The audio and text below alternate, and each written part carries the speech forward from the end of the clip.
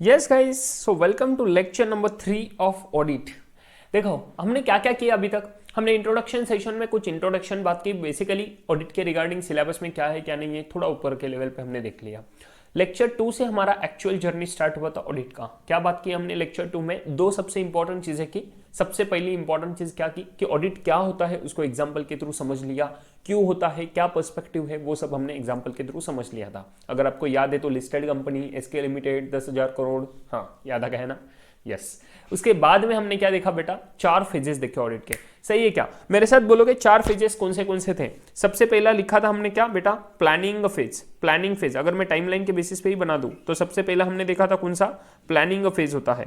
Then मैंने आपको second बताया था टेस्ट ऑफ कंट्रोल्स, तो मैं शॉर्टकट लिख रहा हूं टीओसी, मतलब क्या? Test of controls. Then third हमने देखा था सब्सटेंटिव ऑडिट प्रोसीजर्स, तो मैंने आपको शॉर्टकट बता दिया एसएपी, सब्सटेंटिव ऑडिट प्रोसीजर्स। उसके बाद में हमने लास्ट फेज देखा था कौन सा? इवैल्यूएशन एंड कंक्लूजन, कि सर अपना खुद के काम को इवैल्यूएट करो, क्वालिटी काम हुआ या नहीं हुआ, एंड कंक्लूड करो। क्या बोला मैंने? कंक्लूड करो कि सर कैसे काम आपने किया, उसके बेसिस पे ऑडिट रिपोर्ट दो, ओपिनियन दो। सही है? क्लियर है? ये 4 फेजेस आपको एकदम परफेक्ट होने चाहिए। 1 2 3 4। क्या बोला मैंने? ये 4 फेजेस एकदम परफेक्ट दिमाग में बैठने चाहिए। इसके ऊपर एग्जाम क्वेश्चन आएगा? बिल्कुल भी नहीं। 100% गारंटी के साथ बोलूं इसके ऊपर क्वेश्चन नहीं आएगा, बिकॉज ये बुक की बातें नहीं है, ये तो मैंने आपके दिमाग में बिठाने के लिए पूरा ऑडिट सिलेबस इसके थ्रू आपका कंप्लीट हो जाएगा।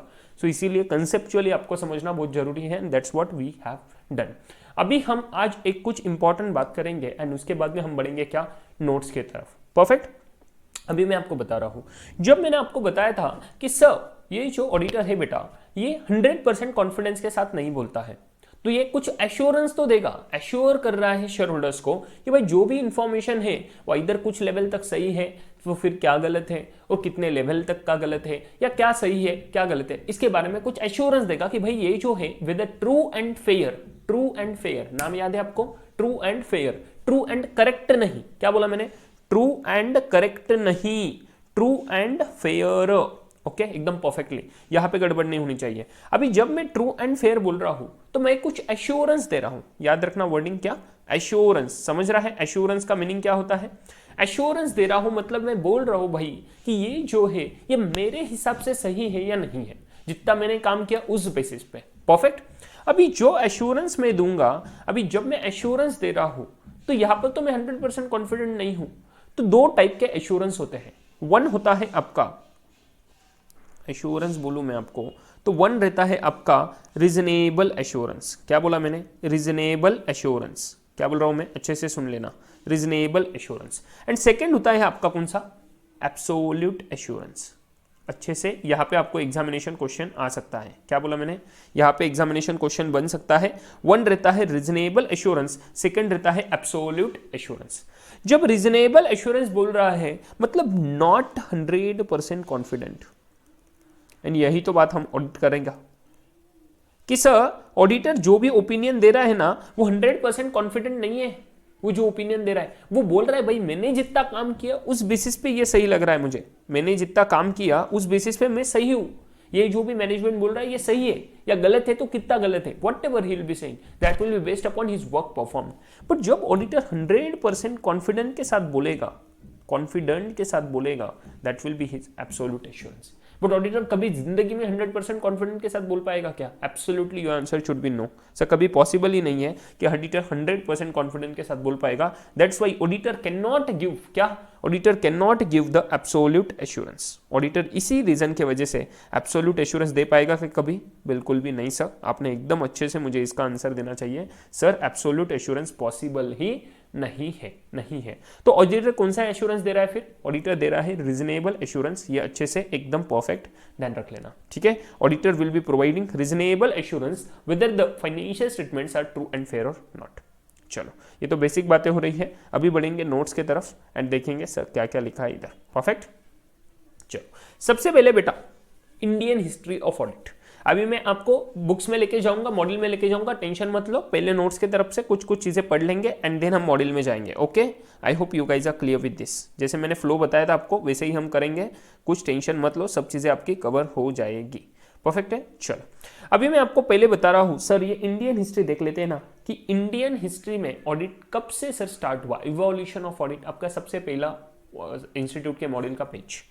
इवोल्यूशन मतलब इंडिया में कब से सर ये ऑडिट की बातें होने लगी, तो सबसे पहले 1857 में जॉइंट स्टॉक कंपनीज एक्ट था, जिसको आप अभी पहचानते हो ना, कंपनीज एक्ट 2013, इसका शुरुआत जॉइंट स्टॉक कंपनीज एक्ट 1857 में हुआ था, including that introduce the provisions of what annual audit, कि तब 1857 में एक प्रोविजन स्टार्ट हुआ था, एनुअल ऑडिट करना पड़ेगा। बट क्या बोल रहे, करना पड़ेगा ऐसा नहीं, वो बोल रहे थे कि भाई ऑप्शनल है, अगर तुम्हें जरूरत है तो तुम कर सकते हो, एन्युअली एक अपने फाइनेंशियल स्टेटमेंट्स का, बुक्स का ऑडिट करा के ले सकते हो, दैट वाज ऑप्शनल। 1857 में वो ऑप्शनल रखा था, वो मैंडेटरी नहीं था, ये अच्छे से ध्यान में रख लेना अगर आपको एमसीक्यू वगैरह पूछ लिया तो 1857 से जर्नी स्टार्ट हुआ, ऑप्शनल रखा था, एनुअल ऑडिट। उसके बाद में कंपनीज एक्ट 1913 आया, 2013 नहीं आया, 1913 आया, जिसने उसको कंपलसरी किया। सबसे पहले ऑप्शनल रखा था 1857 में, उसके बाद उसको कंपलसरी कर दिया 1913 में।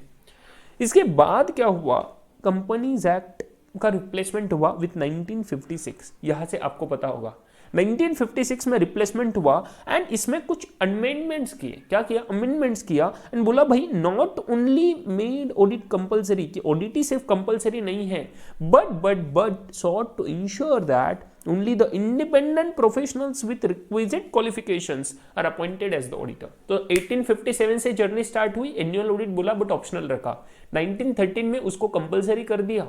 उसके बाद 1956 में क्या, 1956 में उसको बोला कि भाई ये तो सिर्फ मैंडेटरी तो सही है, मैंडेटरी तो है ही, बट इसी के साथ अभी ये ऑडिट जो परफॉर्म करेगा वो सिर्फ वही बंदा करेगा जो इंडिपेंडेंट बंदा रहेगा।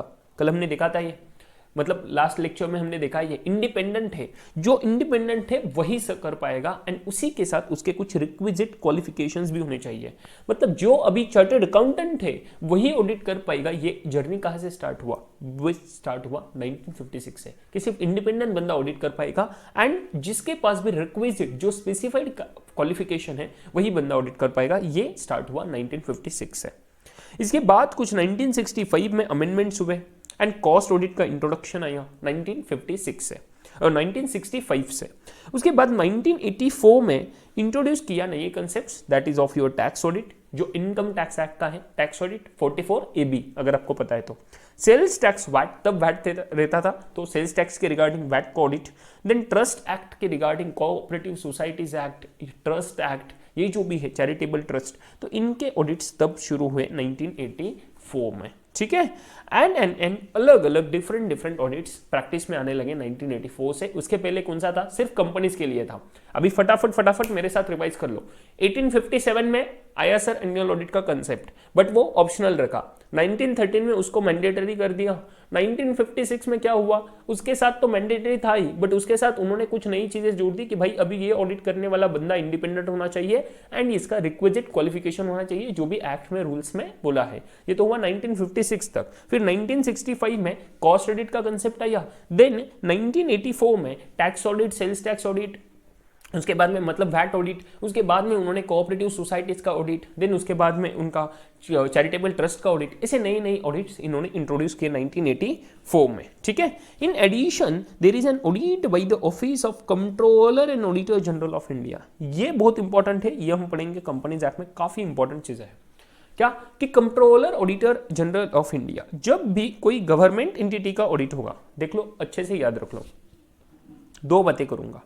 गवर्नमेंट, अभी गवर्नमेंट किन किन पे कंट्रोल रखता है, सिर्फ गवर्नमेंट के खुद के कोई डिपार्टमेंट्स है, एब्सोल्युटली यस, म्युनिसिपैलिटीज वगैरह, ठीक है, डिपार्टमेंट्स, तो उन पे कोई कंट्रोल रखता है। एंड उसके बाद में गवर्नमेंट किसी कंपनी में स्टेक ले रहा है, तो गवर्नमेंट कंपनी, क्या बोला मैं, गवर्नमेंट का किसी कंपनी में कंट्रोल है, सब्सटेंशियल इन्फ्लुएंस है, सिग्निफिकेंट इन्फ्लुएंस है, तो इन दैट केस इन दोनों पे गवर्नमेंट का कुछ तो लेना देना है। तो अभी इन दोनों के लिए स्पेसिफिकली एक बंदे को अथॉरिटी दिया है, that is what your C&AG। क्या बोला मैंने, C&AG, controller and auditor general of India. अच्छे से ध्यान में रखना, बहुत इंपॉर्टेंट चीज है। Controller and auditor general of India, CNDG of India have the authority कि भाई वो डिपार्टमेंट्स का ऑडिट करा के लिए, गवर्नमेंट के सभी डिपार्टमेंट्स का अलग अलग लेवल्स पे, सेंट्रल गवर्नमेंट, स्टेट गवर्नमेंट सभी, हाँ, एंड उसके बाद में गवर्नमेंट कंपनीज, मतलब इन गवर्नमेंट के स्टेट गवर्नमेंट्स ने, सेंट्रल गवर्नमेंट ने, किन्होंने भी अगर कोई भी कंपनी में स्टेक लिया है, कोई सिग्निफिकेंट इन्फ्लुएंस है। अभी सिग्निफिकेंट इन्फ्लुएंस एंड कंट्रोल का डेफिनेशन आपको पता होना चाहिए। शॉर्ट में अगर बताऊं तो कंपनीज एक्ट में आपने पढ़ा होगा कि सिग्निफिकेंट इन्फ्लुएंस मतलब रहता है सर जिसका स्टेक 20% से ज्यादा है बट अप टू 50% है। क्या बोला मैंने एकदम शॉर्ट लैंग्वेज में? अगर मैं बोलूं कंट्रोल 50% से ज्यादा चला गया तो उसको बोलेंगे कंट्रोल। कि अगर स्टेक आपका 50% के ऊपर जा रहा है तो कंट्रोल है, 20 से 50 तक रहेगा तो सिग्निफिकेंट इन्फ्लुएंस, इसको बोलेंगे सब्सिडरी हो गया। क्या? सब्सिडरी हो गया। एंड इसको बोलेंगे क्या सर? एसोसिएट हो गया। सही है? Clear with this? बेसिक चीज है ना कंपनी ऑडिट के, कंपनी लॉ के। तो चलो इसी के साथ बोले कि अगर इसका कोई गवर्नमेंट का कोई कंट्रोल है या सिग्निफिकेंट इन्फ्लुएंस है तो भाई वो गवर्नमेंट कंपनी हो जाएगा एंड उसका भी ऑडिट करने का रिस्पॉन्सिबिलिटी किस पे है? CNAG पे है। ये बहुत इंपॉर्टेंट चीज आपने याद रखना है, ये इंट्रोड्यूस हुआ था। चलो ठीक है। इसके बाद में बेटा लास्ट थिंग हम देखेंगे कंपनीज एक्ट, फिर 2013 में रिवाइज हुआ एंड 2013 में कुछ नई चीजें आई अपने, जैसे कि one of the most important चीज लाया था उन्होंने, rotation of auditor. Rotation of auditor मतलब क्या? नई इंपॉर्टेंट चीज क्या लाई कि सर कोई भी बंदा एक ही कंपनी का ऑडिट सालों तक नहीं कर सकता। एंड इसमें एकदम परफेक्ट लॉजिक भी है यार। देख लो ना, मैं अगर बोलता हूं कि अगर सर एक ही कंसेप्ट बोल रहा हूं जो 2013 में एक नई बहुत ही इंपॉर्टेंट कंसेप्ट इंट्रोड्यूस हुई थी, सेक्शन 139 सबसेक्शन 2।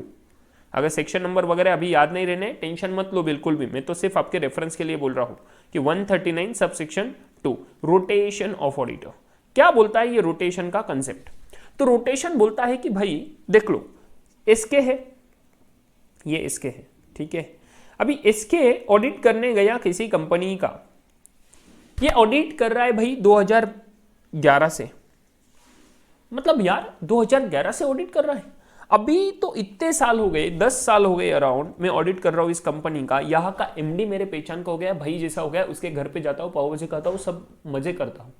MD, डायरेक्टर्स, अरे यार मैं कभी भी ऐसे चले गए तो रास्ते से जाते जाते मैं मिलके जाता हूँ, बोलता हूँ भाई कैसे चल रहा है, नाश्ता करते हैं ऑफिस में। अरे इतना घरेलू संबंध हो गया, कैसे चलेगा ना।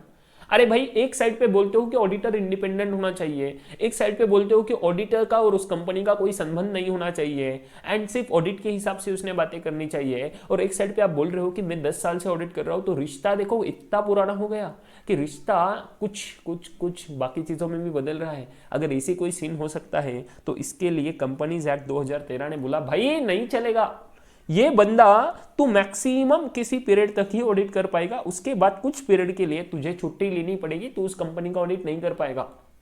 समझा आपको? एंड दैट्स वाई एक सेक्शन 139 सबसेक्शन 2 में कंपनीज एक्ट 2013 ने इंट्रोड्यूस किया ये नया concept, rotation of auditor. Rotation मतलब रोटेट करो भाई, एक ही बंदे को ऑडिट ना करने दो, रोटेट करो। तो इसमें क्या होता है, एक सिंपल सा ये सेक्शन कवर कर लेंगे अभी बातों बातों में। देख लो, एक आपका सबसे इंपॉर्टेंट सेक्शन 4 मार्क का एग्जामिनेशन का क्वेश्चन कवर हो जाएगा, अच्छे से पढ़ लेना, अच्छे से 100% कॉन्सेंट्रेशन के साथ। अभी मैं बोलता हूं भैया ऑडिटर करके कौन कौन अपॉइंट हो सकता है। पहली बेसिक चीज, कोई इंडिविजुअल बंदा है जो प्रैक्टिस कर रहा है, जिसने सर्टिफिकेट ऑफ प्रैक्टिस लिया है। क्या बोल रहा हूं मैं? सर्टिफिकेट ऑफ प्रैक्टिस, मतलब शॉर्ट में बोलूंगा मैं COP। परफेक्ट है, आपको भी पता है कॉस्ट ऑडिट का भी लेना पड़ता है, मतलब कॉस्ट मैनेजमेंट अकाउंटेंट हो जाएंगे आप, CA में हो जाओगे, फिर भी आपको लेना पड़ेगा। CS वालों का भी COP रहेगा, CA का भी वैसे ही COP रहता है, सर्टिफिकेट ऑफ प्रैक्टिस। अभी मैं हूं चार्टर्ड अकाउंटेंट्स का मेंबर रहना एंड COP रहना बहुत तीन डिफरेंट था। जिस दिन मैं CA फाइनल क्रैक किया उसके बाद में मैंने मेंबरशिप के लिए अप्लाई किया, अभी मैं मेंबर बन गया। क्या बना? मेंबर बना। इसका मतलब ऐसे हुआ कि मैं प्रैक्टिस स्टार्ट करूंगा? No, I am not eligible to start the practice unless and until I apply for COP. Perfect. अभी मैं COP ले लिया, मैं अकेला ही बंदा हूं यार, COP ले रहा हूं एंड COP लेके मैंने शुरू कर दिया SK एंड एसोसिएट, मतलब SK दोनों मेरे ही है, सागर कासट एंड एसोसिएट्स। अभी ये मेरा खुद का सोल प्रोप्राइटरशिप है, मतलब मैं खुद के नाम पे प्रैक्टिस कर रहा हूं, मेरा कोई पार्टनरशिप वगैरह है को नहीं। अगर मेरा कोई पार्टनरशिप नहीं, कुछ नहीं, तो इन दैट केस मैं इंडिविजुअल माना गया एंड अगर मैं कोई कंपनी का एज ए इंडिविजुअल करके ऑडिटर अपॉइंट होता हूं तो in that case I can perform the audit up to only 5 years. क्या बोला मैंने? मैं सिर्फ 5 साल तक उस कंपनी का ऑडिट कर सकता हूं, लगातार 5 साल। क्या बोल रहा हूं मैं? लगातार 5 साल, लगातार, बहुत अच्छे से सुनना, लगातार 5 साल मतलब कॉन्जिक्यूटिव 5 ईयर्स। ये प्रोविजन बोला सेक्शन 139 सबसेक्शन 2 ने कि भाई अगर तू इंडिविजुअल करके है तो तू 1 term of 5 consecutive years, 5 consecutive years, ये बहुत अच्छे से याद रखना, कॉन्जिक्यूटिव ईयर्स तू ऑडिट कर पाएगा। क्या हो रहा है मेरे साथ?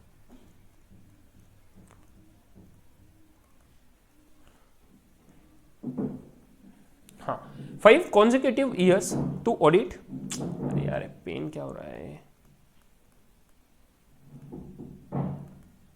ठीक है, 5 consecutive years you can perform the audit of that particular entity. Perfect. अभी मैं 5 कॉन्जिक्यूटिव ईयर्स अगर ऑडिट कर रहा हूं भाई, तो इन दैट केस मैं उसके बाद में ऑडिट नहीं कर पाऊंगा। कितने साल तक? बेटा मैं नेक्स्ट 5 साल तक मुझे छुट्टी लेना पड़ेगा। 5 ईयर्स का जिसको बोलते हैं कूलिंग पीरियड। क्या बोला मैंने? कूलिंग पीरियड, कि नेक्स्ट 5 ईयर्स तक मैं ऑडिट नहीं कर पाऊंगा। अभी अगर सर किसी का पार्टनरशिप फर्म रहता है, एलएलपी पता है आपको, लिमिटेड लायबिलिटी पार्टनरशिप, ये भी नया कंसेप्ट आया था ना एलएलपी का। तो अगर मैं पार्टनरशिप फर्म बोलूं, एलएलपी बोलूं, तो ये बंदे सीए का ऑडिट कर सकते हैं, कोई भी ऑडिट, स्टैट्यूटरी ऑडिट कर सकते हैं। पार्टनरशिप फर्म रहेगा, एलएलपी रहेगा। तो अगर कोई प्राइवेट लिमिटेड करके करता है तो they are not allowed, body corporate audit नहीं कर सकता। तो सर सीए फर्म जो प्रैक्टिसिंग है, it can be either partnership firm, LLP और in the individual name sole proprietorship. अगर सर कोई पार्टनरशिप फर्म कर रहा है तो वो अपॉइंट हो सकते हैं 2 कॉन्जिक्यूटिव पीरियड्स, 2 कॉन्जिक्यूटिव पीरियड्स मतलब 2 terms of 5 consecutive years each. तो 5 साल के 2 टर्म्स, मतलब ये 5 ईयर्स का एंड ये 5 ईयर्स का, ऐसे 2 5 साल के टर्म्स के लिए वो कर सकता है। अभी 2 5 साल के हो गए, उसके बाद में उसको ब्रेक लेना पड़ेगा। ये रहेगा आपका कूलिंग पीरियड, अगेन 5 ईयर्स का। सो कूलिंग पीरियड क्या है? दोनों के लिए सेम ही है कि 5 साल का, बट इंडिविजुअल रहेगा तो लगातार 5 साल एक ही बार कर पाएगा, 1 term of 5 consecutive years. But अगर फर्म है, एलएलपी है, तो they can perform the audit of the same company का for 2 terms of 5 consecutive years. तो ये 5 साल का किया, सेकंड ये फर्स्ट टर्म एंड ये second term of 5 consecutive years. इसके बाद में उनको 5 साल के लिए छुट्टी लेनी पड़ेगी, that will be your cooling period. Perfect, clear with this? एकदम बढ़िया से, एकदम समझ गए आपको। ये था आपका प्रोविजन ऑफ सेक्शन 139 सबसेक्शन 2। ये हम पढ़ लिए हैं छोटे लेवल पे, ठीक है। अब ये किसको अप्लाई होता है, किसको नहीं होता है, सबको तो एप्लीकेबल नहीं है, कुछ कंपनीज को एप्लीकेबल है। अभी छोटी छोटी कंपनीज है जहाँ पे इतना ज्यादा फर्क ही नहीं पड़ता, ठीक है ना। ये किन के लिए लगाया? ये इसके लिए लगाया बिकॉज इंडिपेंडेंस हर्ट नहीं होना चाहिए, जहाँ पे public at large is involve. क्या बोले? पब्लिक का पैसा बहुत ज्यादा इन्वॉल्व है, तो एंड बहुत बड़ा कंपनी है, तो तभी ये ज्यादा रिलेवेंट है। अगर मैं बोलूँ किसी का 1 करोड़ का कंपनी है, 2 भाई मिला के काम कर रहे हैं, कंपनी में सिर्फ 2 भाई है, उन्हीं का सब शेयर होल्डिंग है, तो क्या इतना ज्यादा फर्क पड़ेगा? तो इस छोटे छोटे कंपनी के लिए इतनी बड़ी बड़ी प्रोविजन लगाना जरूरी है क्या? नो। तो दैट्स वाई सेक्शन 139 सबसेक्शन 2 जब हम पढ़ेंगे तब हम देखेंगे किसको एप्लीकेबल है, किसको नहीं है। अभी नहीं बातें करेंगे, अभी सब कंसेप्ट बोला। तो बोलने का मतलब ये था कि जब 2013 आया ना, तो इसे कुछ नई नई कंसेप्ट लाने पड़े इनको। सही है, क्लियर विद दिस? तो ये सब इंपॉर्टेंट चीजें हुई थी एंड ये था आपका Indian history of audit. Perfect, clear with this? I hope you guys are clear with this. Perfect. अभी हमने बेसिक्स देख लिया ऑडिट का क्या होता है, एक बार फटाफट गो थ्रू कर लेंगे बेसिक्स ऑफ ऑडिट कि ऑडिट क्या बोलता है, आईसीआई बोलता है ऑडिट का मतलब क्या है। देख लो आपके मॉड्यूल में बहुत सारी चीजें दिया, एक बार फटाफट मॉड्यूल देख ले। तो देख लो ये मॉड्यूल देख लो आपका evolution of auditing. Evolution of auditing में बोला भाई ये तो स्टार्ट हुआ है in the period of 3600 to 3200 before Christ, BC, before Christ, 3600 3200। ओ हो, कब से जॉब डन किया जाता था, पब्लिक अकाउंट्स के ऑडिट होते थे, तब सिर्फ पब्लिक अकाउंट्स के ऑडिट होते थे। हिस्टोरिकल रिकॉर्ड से पता चलता है कि एंशिएंट इजिप्टियंस, ग्रीक्स, रोमन्स वो भी यूज करते थे भाई गवर्नमेंट अकाउंट्स का ऑडिट, वो भी तब करते थे। अभी ये accounts of corporation of city of London were audited in 12th century. London का first corporation, accounts of the corporation audit हुए चुके थे 12th सेंचुरी में। इसके बाद में काफ़ी सारी चीज़ें दी इन्होंने। 13-14 में क्या हुआ, ऑफिशियली अपॉइंटेड हुए to check the public accounts in England. उसके बाद में 1494 में, ये तो ग्लोबल लेवल पे बहुत सारी बातें हो गई। इसके ऊपर हमने मेजरली बात की किसकी, अपने इंडिया लेवल की। That is very very relevant for us ना। तो इंडिया लेवल पे सोफिस्टिकेटेड सिस्टम था अकाउंट्स का। जॉइंट स्टॉक कंपनीज एक्ट 1913, 1857 हमने देख लिया। उसके बाद में वो ऑप्शनल था, तो 1913 में उसको मैंडेटरी किया। तो ये बातें मैंने अपने नोट्स में भी कवर की है, सही है, इधर से ही कवर किए। 1956 आया, देन 1965 में अमेंडमेंट हुआ, 84 में अमेंडमेंट हुआ, देन उसके बाद में 1944 में हुआ स्पेशल वैल्यूएशन ऑडिट, काफ़ी सारी चीज़ें इंट्रोड्यूस हुई। And then again companies act 2013 revise हुआ। यहाँ पे उन्होंने कुछ बोला नहीं है कि सर इसमें क्या क्या चेंजेस हुए, बट मैंने एक मेजर चीज़ आपको बता दिया, that is rotation of audit. बहुत बढ़िया चेंज था एंड बहुत वेलकमिंग चेंज था, बहुत इंपॉर्टेंट चेंज था, जिसके वजह से फ्रॉड्स होने ना काफ़ी सारे बेसिकली कम होने लगे। मतलब डर लगने लगा, कम तो कभी होगा नहीं जिंदगी में, लोग तो बैठे ही है लॉ को तोड़ने के लिए। तो दैट्स वाई वो तो चीज़ कभी होगा नहीं, कम तो होगा नहीं, 100% तो पता नहीं कब होगा इसे। बट इसके वजह से डर तो हुआ, डिफिकल्टी आने लगी ये कुछ चीज़ें करने में। अभी जब मैं डेफिनेशंस की बात करूँ कि ऑडिट क्या होता है, तो यहाँ पे काफ़ी सारे डेफिनेशंस दिए हैं। टेलर, पेरी, जॉब, इकोनॉमिक्स वगैरह ऐसे सब्जेक्ट पढ़ते थे ना 11th-12th में, तब ऐसे नाम होते थे आपके, ठीक है ना। बट सबसे इंपॉर्टेंट डेफिनेशन जो लगता है अपने लिए, दैट इज आईसीआई का डेफिनेशन ऑफ ऑडिटिंग।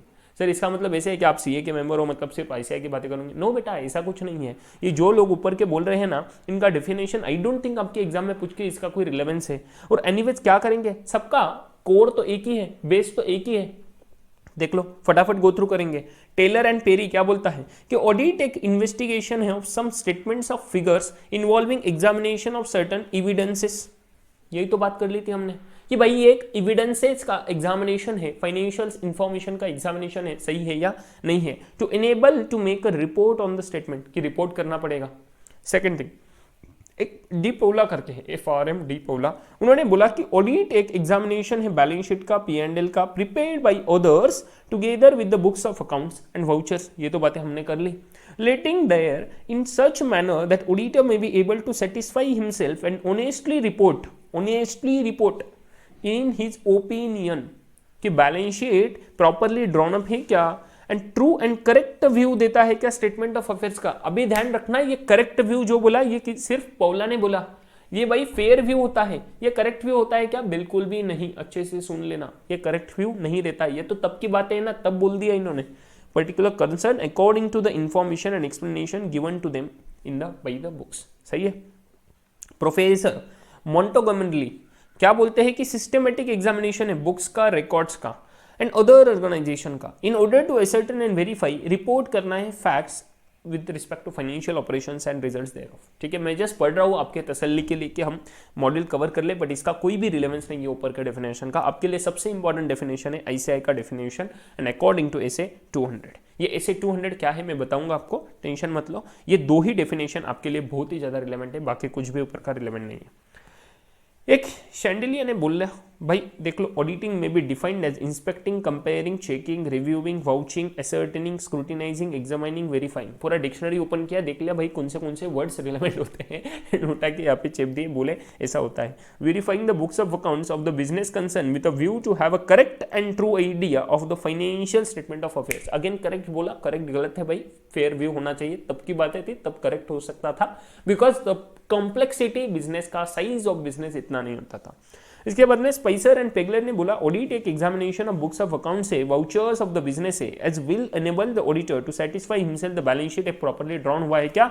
एंड इसने सही बात की कि भाई ट्रू एंड फेयर होना चाहिए view of the statement of affairs of the business. ठीक है, and whether the profit and loss account give a true and fair view of the profit and loss of the financial period according to the based of his information, कि तो उसको जितना information मिला, जितना explanations मिला, उस हिसाब से सर वो सही है क्या, and as shown by the books, and if not in what respect he is not satisfied. और अगर नहीं है सर सेटिस्फाइड, तो क्या है ऐसा रीजन कि जिसके वजह से वो सेटिस्फाइड नहीं है। चलो ये तो बातें कर ली हमने, छोटी छोटी डेफिनेशन देख ली अलग अलग लोगों की। अभी सबसे इंपॉर्टेंट डेफिनेशन आएंगे आईसीआई के डेफिनेशन पे। ठीक है, I hope you guys are very much comfortable with this. आपको ध्यान में रखना है ये दो ही डेफिनेशन, आईसीआई का डेफिनेशन एंड उससे भी कई ज्यादा इंपॉर्टेंट एसे 200 का डेफिनेशन। ठीक है, चलो आईसीआई का डेफिनेशन देखते हैं क्या बोलते हैं। सबसे पहली चीज, this is auditing as a systematic, क्या बोले सिस्टमैटिक सर हैप्पीजैड आज मन में आया ये कर दिया, no no no no no no, you have to plan, and इसीलिए पहला फेज आता था आपका स्ट्रेटेजी एंड प्लानिंग। क्या बोला मैंने, स्ट्रेटेजी एंड प्लानिंग, दोनों का डिफरेंस भी बताया था मैंने। तो ये एक सिस्टमैटिक वे है सर, पहले तो प्लान करेंगे, स्ट्रेटेजी बनाएंगे, प्लान करेंगे, एंड देन हम कैरी आउट करेंगे अपने ऑडिट के प्रोसीजर, तो सिस्टमैटिक है।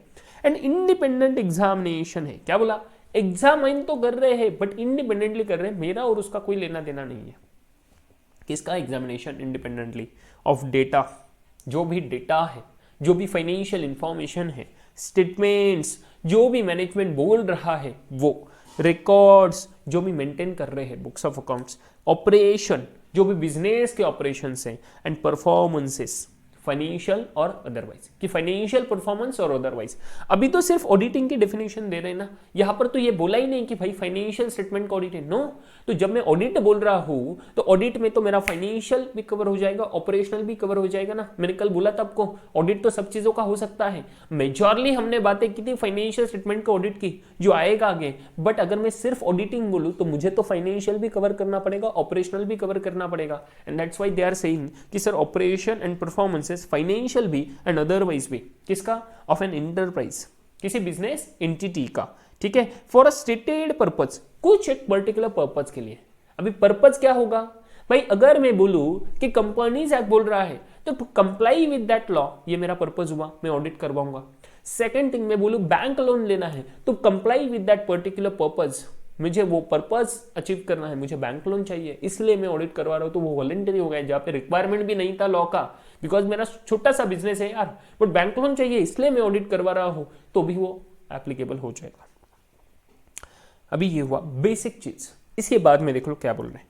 In any auditing situation the auditor perceives and recognizes that the proposition before him for examination, अच्छे से सुनना, मैं पढ़ रहा हूं फिर हम एक्सप्लेन करेंगे। For examination collects evidences, evaluates the same, and on this basis formulates his judgment which is communicated through his audit report। तो कुछ बोला नहीं, सिर्फ बोला भाई यही जो ऑडिट है ये एक इंडिपेंडेंट एग्जामिनेशन था डेटा का, तो सबसे इंपॉर्टेंट इसमें सिस्टमैटिक एंड इंडिपेंडेंट एग्जामिनेशन। क्या किया, इसके ऊपर उसने इंटरप्राइज का पर्पस के अचीव करने के लिए किया ये परफॉर्म। अभी इसमें क्या बोल रहे हैं कि कोई भी ऑडिट का सिचुएशन में क्या करेगा, ऑडिटर परसीव करेगा, मतलब ऑडिटर खुद को सेटिस्फाई करा के लेगा, रिकॉग्नाइज करेगा कि जो भी प्रोपोजिशंस है उसके सामने, प्रोपोजिशंस मतलब जो भी बिजनेस की इंफॉर्मेशन है, जो भी उसका ऑब्जेक्टिव है, वो उसके सामने जो है किसके लिए, फॉर एग्जामिनेशन, एग्जामाइन करने के लिए, एविडेंस कलेक्ट करने के लिए। एविडेंस क्या कलेक्ट करना है, जो भी एग्जामिनेशन करना है उसके लिए तो प्रूफ लगेंगे ना, कि भाई जो मैं एग्जामिन कर रहा हूं तभी तो मैं सेटिस्फाई होऊंगा जब मुझे प्रूफ्स मिलेंगे। मैं कोई प्रोसीजर किया, मुझे प्रूफ मिला, तभी तो मैं सेटिस्फाई हुआ, तभी तो मेरा एग्जामिनेशन कंप्लीट होगा। तो एग्जामिनेशन करने के लिए, एविडेंस कलेक्ट करने के लिए, प्रूफ्स को कलेक्ट करने के लिए, इवैल्यूएट करने के लिए, कि जो भी प्रूफ्स मिले, जो भी एविडेंसेस मिले, वो एग्जामिनेशन जो कर रहा हूं इसको इवैल्यूएट करना है, इसके ऊपर से जो मेरा कंक्लूजन्स आएंगे, ओपिनियंस आएंगे, उनको इवैल्यूएट करना है, and on this basis formulate करना है जजमेंट को। समझा, तीन चीजों में बाइफर्केट करेंगे। सबसे पहली चीज एग्जामाइन करना है, किसके लिए, हमने ऑडिट एविडेंस लेने हैं, उसको इवैल्यूएट करेंगे। किसको इवैल्यूएट करेंगे भाई, एग्जामाइन किया ना, अभी जो उस बेसिस पे मेरा कंक्लूजन आएगा उसको इवैल्यूएट करो, उसके बेसिस पे क्या ओपिनियन आएगा, ये थर्ड फेज, कि थर्ड फेज में उसके बेसिस पे ओपिनियन डिराइव करो। सो सबसे पहला चीज ऑडिट प्रोसीजर्स परफॉर्म करो, उसके लिए ऑडिट एविडेंस लो, एग्जामाइन करो, एंड देन इन दोनों के बेसिस पे क्या करो, आपका ओपिनियन फॉर्म करो। परफेक्ट। तो ऑडिट क्या है, सिंपल अगर शॉर्ट में अगर बताए फिर से, तो audit is the accumulation and evaluation. पहले एक्यूमुलेशन मतलब जमा करो, एंड इवैल्यूएट करो of evidence about the information to determine and report, and ultimate objective क्या है कि रिपोर्ट करना है भाई on the degree of correspondence between the information and the establish criteria, कि मेरा जो एस्टैब्लिश क्राइटेरिया है, मुझे चाहिए भाई इतना कंफर्ट लेना है, मुझे तो कंफर्ट चाहिए ना, मुझे तो एक सेटिस्फेक्शन लेवल चाहिए कि भाई इस लेवल तक अगर कोई सही चीज दिख रहा है तो मैं सेटिस्फाइड हूं।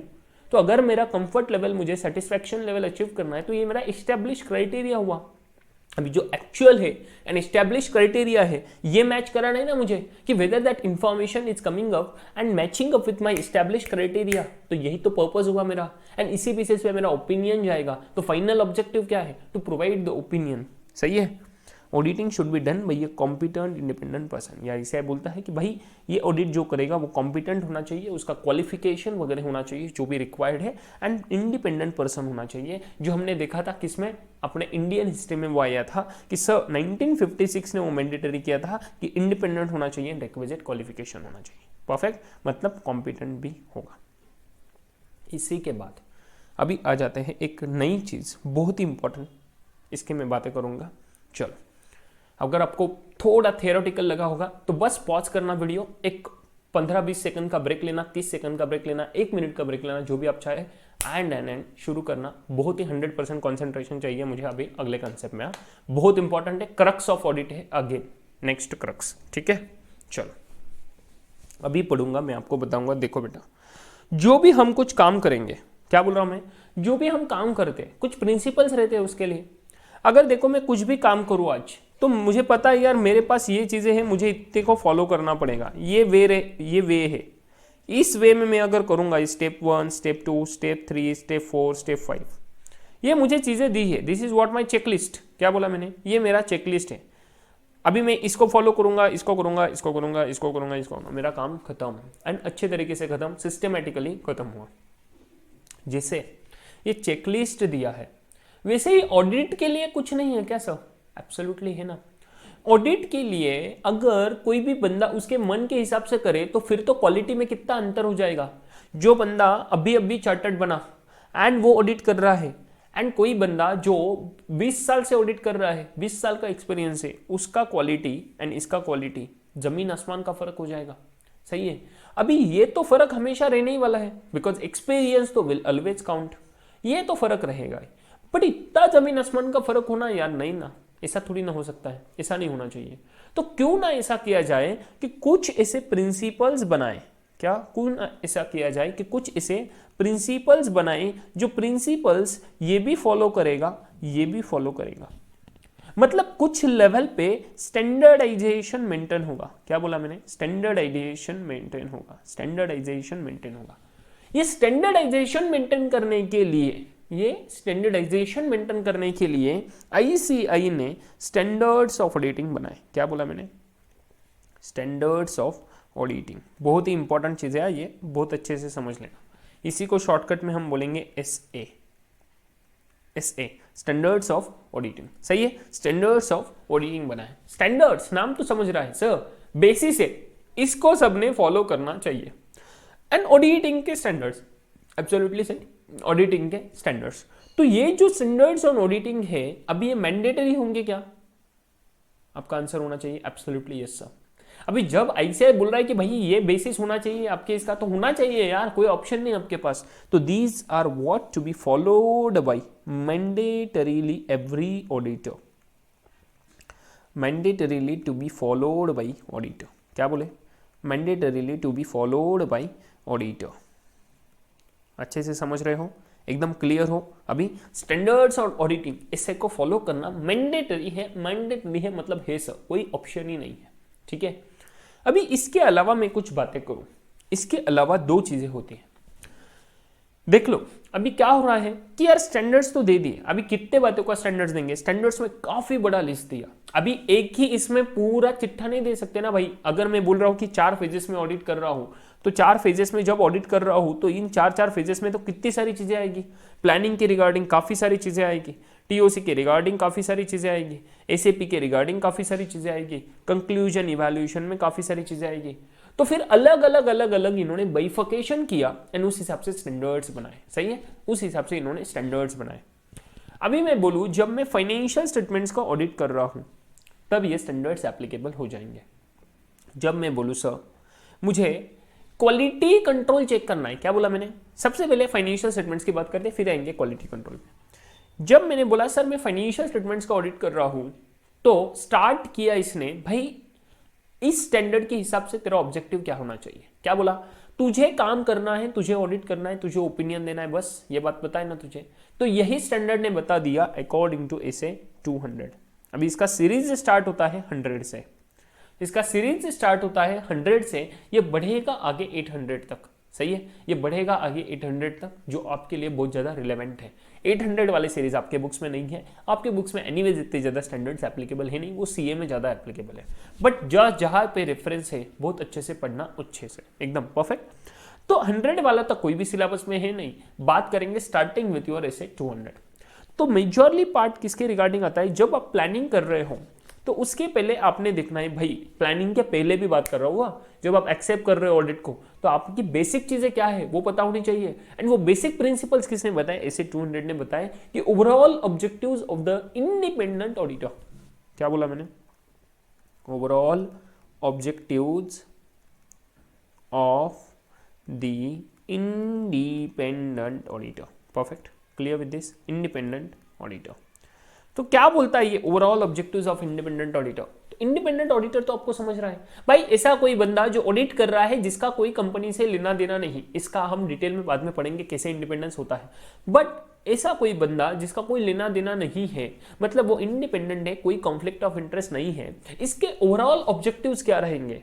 अगर आप अभी भी आंसर दे पाओगे ऐसा मुझे लग रहा है, क्यों, बिकॉज हमने ये देखा हुआ है, बातों बातों में हमने बातें कर ली थी। अगर आपको याद है सबसे पहली मैंने चीज बताई थी आपको, ऑडिटर का ऑब्जेक्टिव है फर्स्ट कि सर उसको रीजनेबल एश्योरेंस लेना है।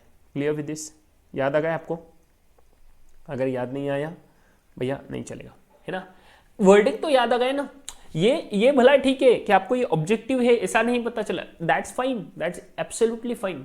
बट आपको ये वर्डिंग याद है, अभी मैंने थोड़ी देर पहले बात की थी कि एश्योरेंस में दो होते हैं, रीजनेबल एंड एब्सोल्यूट, सही है ना। तो रीजनेबल एश्योरेंस लेना, दैट इज व्हाट ऑडिटर का one of the most important objective, that is according to SA 200। Overall objective में पहली चीज to obtain the reasonable assurance.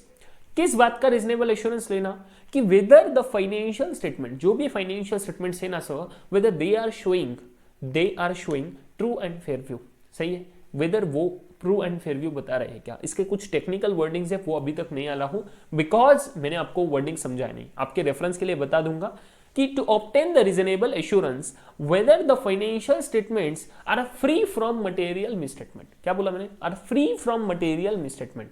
अभी मैं ये वर्डिंग्स पे आऊंगा और आपको समझाऊंगा, ठीक है।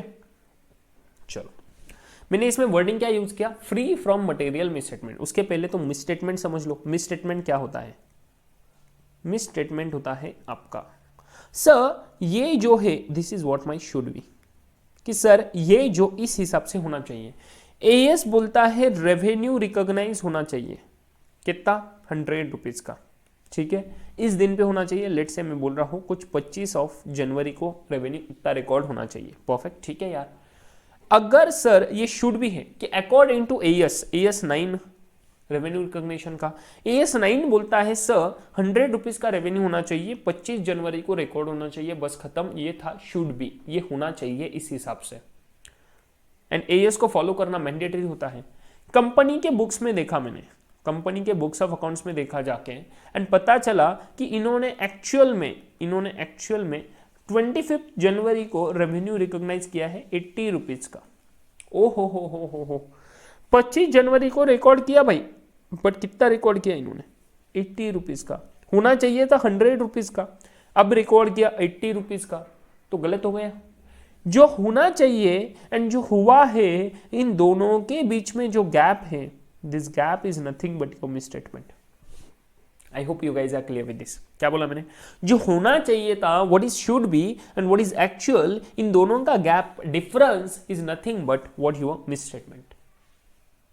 एक वर्डिंग तो क्लियर है, एक कंसेप्ट क्लियर हो गया मिस स्टेटमेंट का।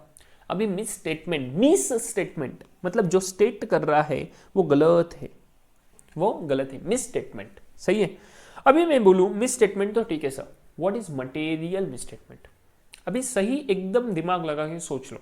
मैं बोलूं भाई रिलायंस इंडस्ट्रीज का फाइनेंशियल स्टेटमेंट, रिलायंस इंडस्ट्रीज का मैंने P&L स्टेटमेंट देख लिया।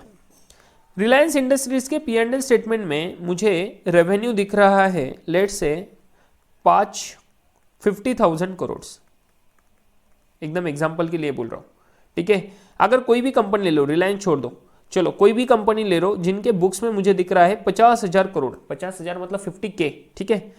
एसके लिमिटेड, अभी एसके लिमिटेड का टर्नओवर है 50,000 करोड़ का, मैं जब ट्रांजैक्शन चेक करने गया वहां पे मुझे पता चला एक 1 लाख का ट्रांजैक्शन है, वो रिकॉर्ड किया इन्होंने 90,000 पे, बाकी सब सही है। 10,000 रुपए का मिस स्टेटमेंट। मुझे बताओ जो कंपनी का पूरा टर्नओवर है 50,000 करोड़ का, उसमें 10,000 रिलेवेंट है क्या? मैं गया एमडी के केबिन में, बोला भाई भाई भाई भाई भाई, भाई गलती हो गई, 10,000 रुपए से रेवेन्यू को गलत रिकॉग्नाइज कर लिया, होना चाहिए था 1 लाख, एक्चुअल में क्या 90,000। वो बोलेगा तू पागल है क्या? अरे वो 10,000 रुपए के लिए तूने जो 10 सेकंड या 20 सेकंड बात की ना मेरे से, उससे कहीं ज्यादा कॉस्ट मेरे टाइम का हो गया। भाई तू 10,000 रुपए को क्या वैल्यू देता है? मुझे कुछ फर्क नहीं पड़ता, होने दे, मुझे कुछ फर्क नहीं पड़ता। सो ऐसा कौन सा लेवल है सर, जिस लेवल तक किसी को भी कुछ फर्क नहीं पड़ेगा, किसी को, मैनेजमेंट को भी फर्क नहीं पड़ता। और सबसे इंपॉर्टेंट चीज, ऐसी कौन सी लेवल है सर जब तक ऑडिटर को जो ओपिनियन देना है शेयर होल्डर्स को, उनको, मतलब यूजर्स ऑफ फाइनेंशियल स्टेटमेंट्स को, मैंने क्या बोला, यूजर्स ऑफ फाइनेंशियल स्टेटमेंट, कि एफएस पे कौन रिलाई करने वाला है, कौन इसको यूज करने वाला है, वो यूजर्स ऑफ एफएस को जिस लेवल तक गलती हुआ तो कुछ फर्क ही नहीं पड़ता, वो level is what your materiality level. क्या बोला मैंने? बहुत इंपॉर्टेंट चीज है। इसके रिगार्डिंग एक स्टैंडर्ड ऑन ऑडिटिंग आता है 320 नंबर वगैरह याद नहीं रहे तो टेंशन लेने का बात नहीं है, बिल्कुल भी टेंशन नहीं लेना आपने, मैं बस रेफरेंस के लिए बोल रहा हूं। एक ऐसे होता है स्टैंडर्ड्स ऑन ऑडिटिंग होता है, इसे 320 जो बात करता है इसके रिगार्डिंग सिर्फ मटेरियलिटी पे बात करेगा, सिर्फ मटेरियलिटी। तो मटेरियलिटी मतलब क्या? It is a level of errors जहां तक सब लोग टॉलरेट कर सकते हैं। It is a tolerable level of what errors और misstatements in the financial statements, जो गलतियां हो रही है उनका एक लेवल है। भाई इस लेवल तक गलतियां हो रही है तेरी सब मिला के तो चलेगा भाई, कुछ फर्क नहीं पड़ता मुझे, पूरे फाइनेंशियल स्टेटमेंट्स में इस लेवल तक सब मिला के हो गई गलतियां, ठीक है, कुछ फर्क नहीं पड़ता। इससे ऊपर गया मतलब फर्क पड़ने लगा, अभी वो इमोशनल हो गया, अभी बोला सर नहीं नहीं नहीं नहीं, मेरा लेवल था मैं 5 लाख तक सहन कर सकता हूं, गलतियां हो रही है, बट इसका गलतियां हो रही है 6 लाख की, नो अभी मुझे फर्क नहीं पड़ेगा। अभी ऑडिटर जो ओपिनियन देगा वो बोलेगा भाई ये ट्रू एंड फेयर नहीं है। क्या बोला मैंने? ये ट्रू एंड फेयर नहीं है। अभी जब मैं 5 लाख बोल रहा हूं तो 5 लाख तक अगर जो भी गलतियां हो रही है तो पता ही नहीं यार, फर्क नहीं पड़ता, तो नहीं पड़ता तो मैं क्यों बोलूं ट्रू एंड फेयर नहीं है? नो, कोई फर्क नहीं पड़ता, ठीक है, अभी भी ट्रू एंड फेयर है। क्यों मैं फेयर क्यों बोल रहा हूं? एब्सोल्यूट, उसी के रीजन से कि मटेरियली फर्क नहीं पड़ रहा किसी को, ठीक है, सिग्निफिकेंटली कुछ किसी को फर्क नहीं पड़ रहा। तो बट अगर 6 लाख का गलतियां मिल गई कि सब 5 लाख का लेवल था, अब ये 5 लाख के ऊपर गलतियां चली गई, मतलब अभी फर्क पड़ेगा यूजर्स ऑफ एफएस को, यूजर्स ऑफ फाइनेंशियल स्टेटमेंट्स को। तो अभी मैं ये कॉम्प्रोमाइज नहीं कर सकता, I have to give opinion कि भाई ये ट्रू एंड फेयर नहीं है। इसको बोलते हैं मटेरियल मिसस्टेटमेंट होना, जो एक लेवल ऑफ टॉलरेंस को एक्सीड करेगा। सही है, क्लियर है? इसमें काफी सारी डिटेल चीजें हैं, वो हम बाद में पढ़ेंगे, अभी कुछ टेंशन मतलब एकदम बेसिक लेवल पे अंडरस्टैंडिंग क्लियर करो, ठीक है। अभी मैंने 2 वर्डिंग्स आपको समझा दी है। एक बताया मैंने आपको मिस स्टेटमेंट क्या है, शुड बी एंड एक्चुअल का डिफरेंस, उसके बाद में बताएंगे मिस स्टेटमेंट मटेरियल कब बनेगा, मतलब किसको फर्क पड़ने वाला लेवल क्या है, कब मटेरियल बन जाएगा। सो अगर मैं एग्जाम्पल दिया 5 lakh is what my materiality level, ठीक है। हैंडराइटिंग बहुत ही खराब आ रहा है, 1 मिनट रुको, अभी भी कुछ ठीक नहीं आया, ठीक है। 5 लाख तक मैं बोला कि सर ये ऐसा लेवल है जहां तक यूजर्स ऑफ फाइनेंशियल स्टेटमेंट्स को कुछ फर्क नहीं पड़ता। अगर सर 6 लाख की गलतियां मिल गई तो मटेरियल मिसस्टेटमेंट हुआ क्या? आप मुझे आंसर दोगे। मैं इसका शॉर्टकट लिखा MM, ठीक है, अभी पूरा लिख दूंगा, बाद में मैं शॉर्टकट लिखूंगा। क्या हो रहा है मेरे साथ? आपका आंसर होना चाहिए यस सर, ये मटेरियल मिसस्टेटमेंट है। क्यों? बिकॉज इसने मटेरियलिटी के लेवल को क्या किया, एक्सीड किया। अगर मैं बोलूं सर पूरी गलतियां मिला के मुझे पता चला कि 4 लाख की गलतियां हैं फाइनेंशियल स्टेटमेंट्स में, बैलेंस शीट को भी ले लो, उसके बाद P&L ले लो, नोट्स ले लो, सोकी ले लो, ठीक है, कैश फ्लो ले लो, सब मिला के 4 लाख की गलतियां हैं, तो ये मटेरियल मिसस्टेटमेंट हुआ क्या? नो, एंड इसको बोलेंगे सर ये है इमटेरियल। क्या बोला मैंने? इमटेरियल, इसी का ऑपोजिट वर्ड, सही है। मटेरियल नहीं है मतलब इमटेरियल है। अभी ये इमटेरियल है तो इसके वजह से मेरा ओपिनियन क्या होगा, ट्रू एंड फेयर ही रहेगा, इससे मुझे ओपिनियन पे कुछ फर्क नहीं पड़ेगा। बट अगर मटेरियल हो जाएगा भाई, तो मटेरियल होगा तो मेरा opinion will change, opinion will change. And जो चेंज होगा ना ओपिनियन, जब मैं बोलता हूं कि ट्रू एंड फेयर नहीं रहेगा, तब मैं बोलता हूं उसको ओपिनियन विल मॉडिफाई। ये नया वर्डिंग मैंने आपको अभी बताया। क्या बोला मैंने? Opinion will modify. मॉडिफाई करना मतलब क्या भाई? चेंज करना। मॉडिफाई मतलब क्या? चेंज करना। मॉडिफाई करना मतलब जो आइडियली होना है ना, जो आइडियल क्या है? आइडियल है ट्रू एंड फेयर, आइडियल है स्टैंडर्ड है true and fair. True and fair को मॉडिफाई कर रहे, चेंज कर रहे, that is what your modification of opinion. सही है? जो स्टैंडर्ड है ट्रू एंड फेयर, उसको चेंज कर रहे हैं, उसको मॉडिफाई कर रहे हैं, मतलब क्या? Modification of opinion. सही है? Clear with this? This is what your technical wording, modification of opinion. एकदम अच्छे से क्लियर हो, एकदम परफेक्ट। कब ये मॉडिफाई होगा, कब मॉडिफिकेशन आएगा, कब चेंज होगा? जब सब ये मटेरियल मिसस्टेटमेंट होंगे। मटेरियल कब होंगे? जब टोटल मिसस्टेटमेंट, जो पूरे फाइनेंशियल स्टेटमेंट्स को सब मिला के मिसस्टेटमेंट का टोटल अगर इस मटेरियलिटी के अमाउंट को एक्सीड करता है, तो बोलेंगे सर मॉडिफिकेशन ऑफ ओपिनियन की जरूरत है। काफी सारी बड़ी लेवल की बातें हो रही है अभी। सही है? अभी मैंने एक वर्डिंग यूज किया था, फ्री फ्रॉम मटेरियल मिसस्टेटमेंट। क्या बोला मैंने? Free from material misstatement. तो ऑडिटर का सबसे पहला ऑब्जेक्टिव क्या हुआ? Objective of auditor, objective, overall objectives, ऐसे 200 की बात कर रहे हैं। ओवरऑल ऑब्जेक्टिव्स, देखो स्टार्टिंग के कुछ सेशन से आपको हेवी लग सकते हैं, मैं पहले ही आपको बोल रहा हूं, टेंशन मत लेना बिल्कुल भी। ये अभी स्टार्ट है, अभी तो बस स्टार्ट है, बट अभी स्टार्ट में मैं आपको काफी सारी चीजें लिंक करा रहा हूं, तो आपको हेवी लगेगा। टेंशन मत लेना बिल्कुल भी। अगर नहीं समझ रहा है बिल्कुल भी टेंशन मत लो, मत लो, मत लो।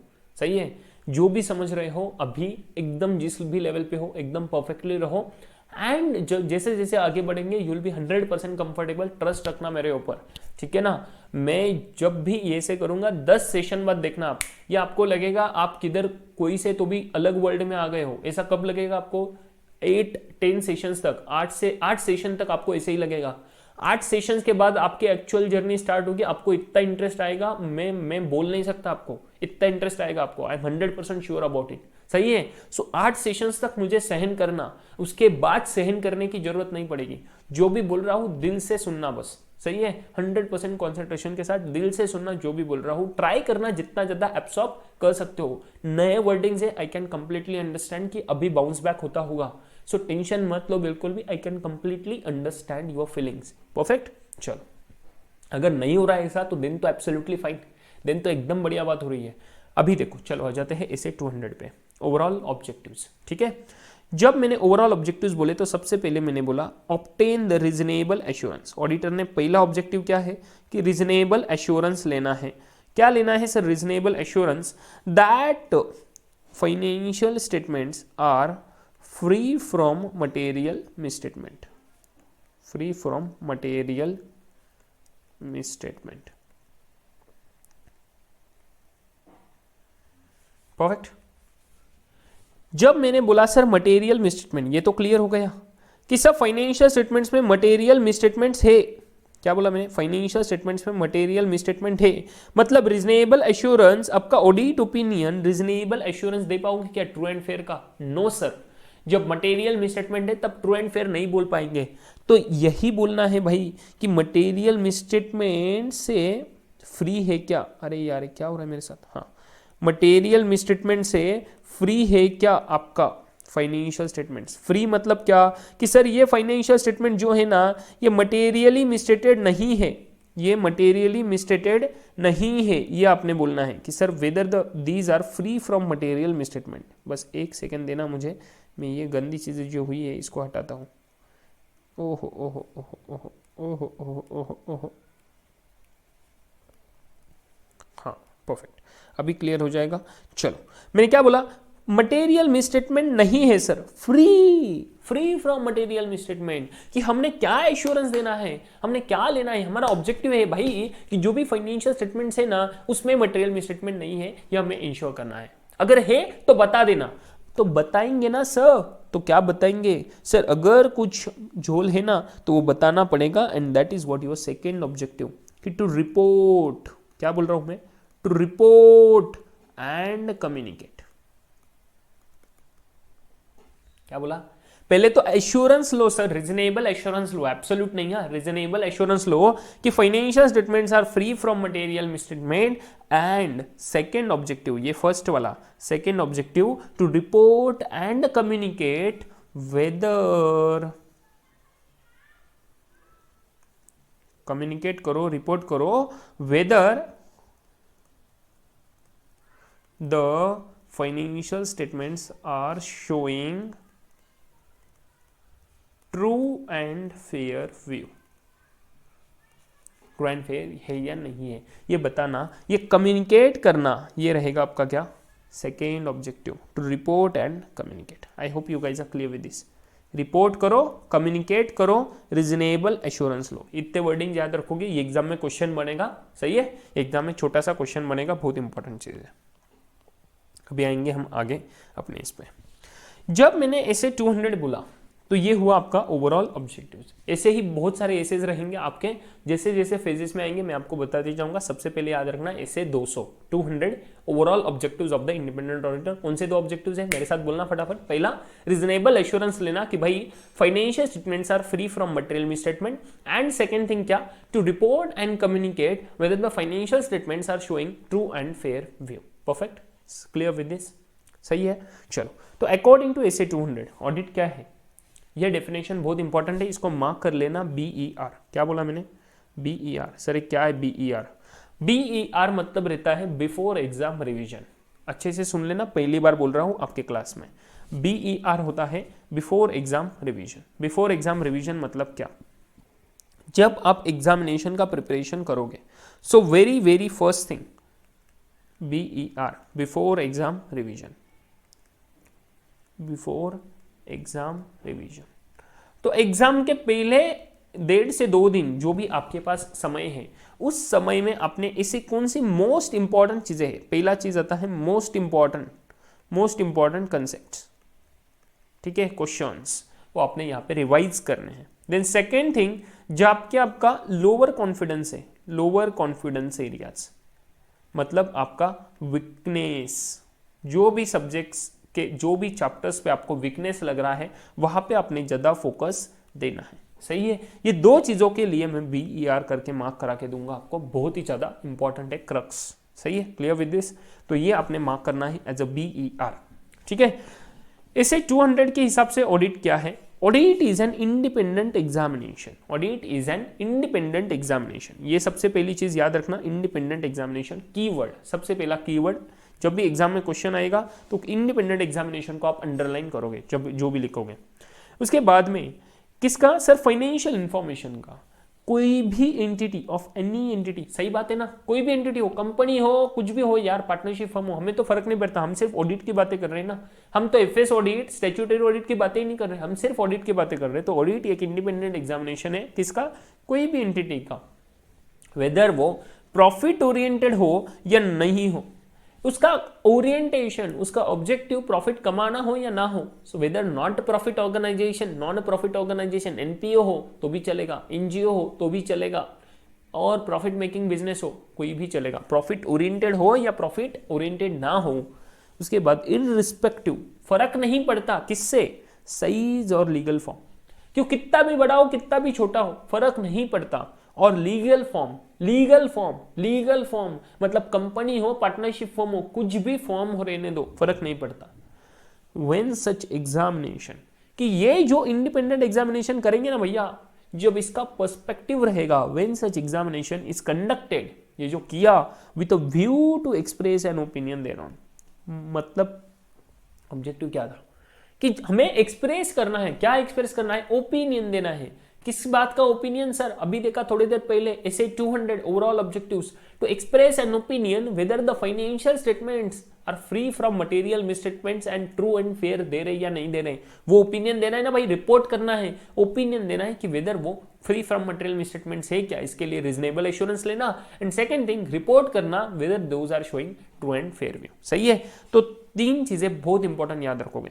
पहला चीज कि ऑडिट क्या है? Independent examination. सेकंड, ये कोई भी एंटिटी का होगा सर, ये फर्क नहीं पड़ता प्रॉफिट ओरिएंटेड है या नहीं है, NGO भी चलेगा, इररिस्पेक्टिव ऑफ साइज, कितना भी बड़ा हो कितना भी छोटा हो, लीगल फॉर्म कुछ भी हो, जब उसका एग्जामिनेशन का व्यू मतलब ऑब्जेक्टिव रहेगा to express an opinion thereon, express करना है ओपिनियन को, इसको बोलेंगे क्या, ऑडिट अकॉर्डिंग टू एसए 200। बहुत ही इंपॉर्टेंट डेफिनेशन, एकदम दिल में गांठ बांध के रख लेना। सही है, एकदम क्लियर है। I hope you guys are very much clear with this particular thing. सही है, चलो इसके बाद में हम देखेंगे ऑडिट के क्या क्या फीचर्स रहते हैं। ऑडिट क्या होता है, ये आपको एक थ्योरेटिकल क्वेश्चन बन सकता है, इंपॉर्टेंट क्वेश्चन है, अच्छे से थ्योरेटिकल पर्सपेक्टिव से अच्छे से सुन लेना। जो भी हमने बातें की ना, सब चीजें यहाँ पे कवर हो जाएगी, बस अभी टेक्निकल फॉर्मेट के साथ। ओके चलो, फीचर्स बोल रहे हैं, फीचर्स बोल रहे हैं मतलब क्या कि सर ऑडिट में क्या क्या चीजें कवर होती है ना, उसका फीचर्स क्या है देख लो, इसेंशियल फीचर्स क्या क्या चीजें इंपॉर्टेंट है।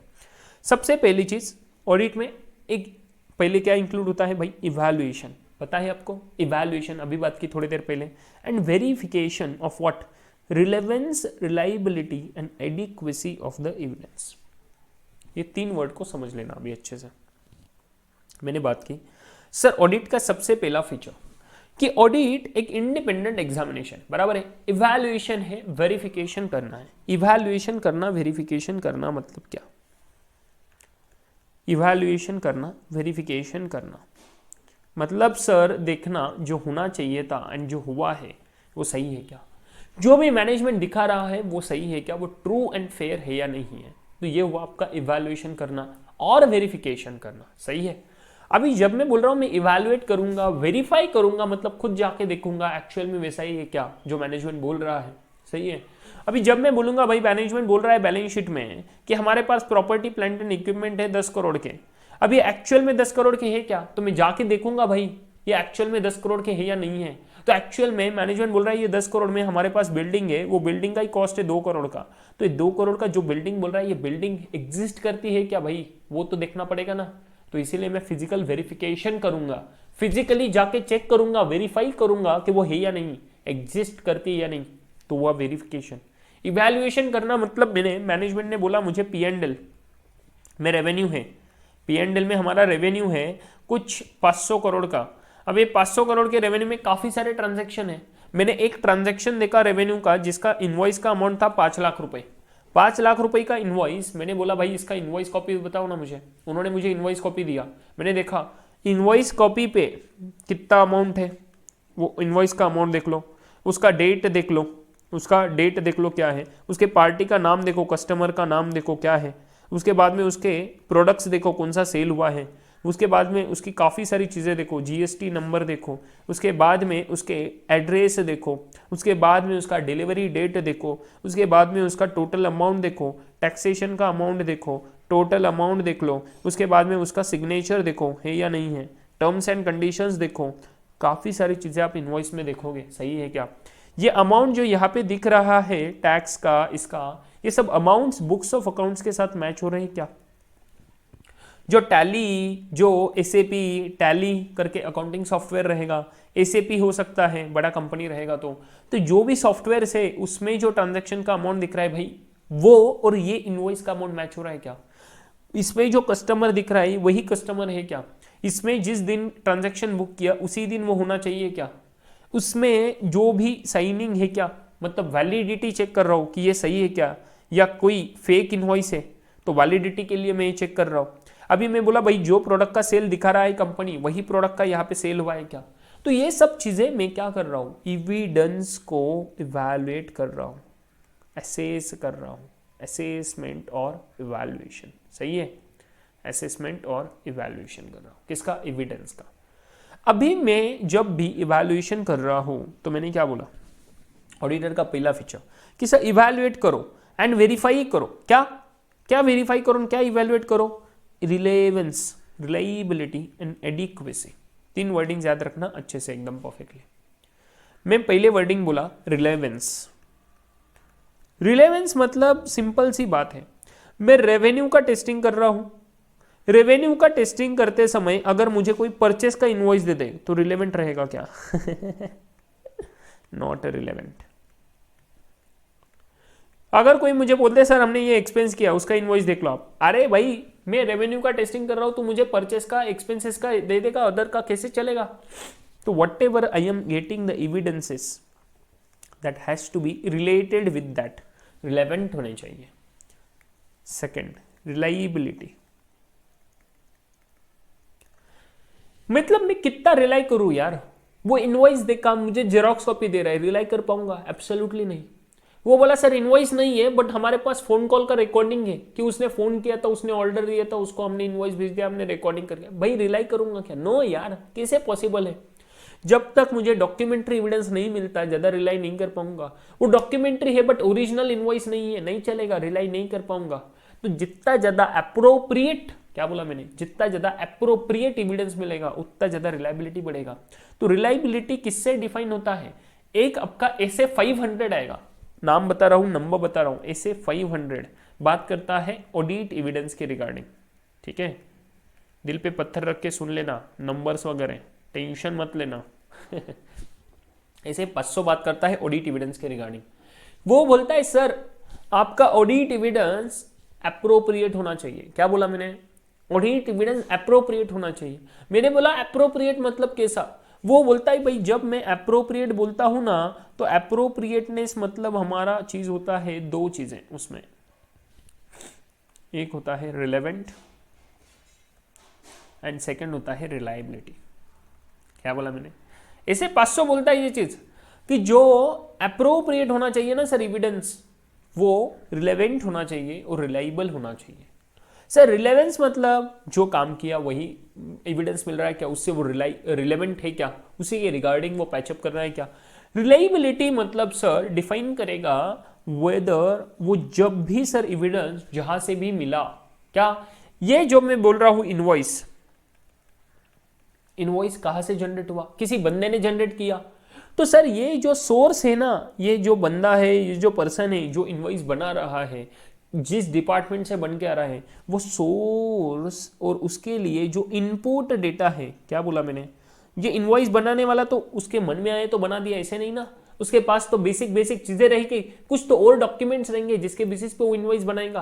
तो वो जो सोर्स है, वो जो इनपुट डेटा है, सोर्स डेटा है, वो सही है या नहीं है, उसके ऊपर रिलायबिलिटी डिपेंड करेगा। एब्सोल्युटली सही।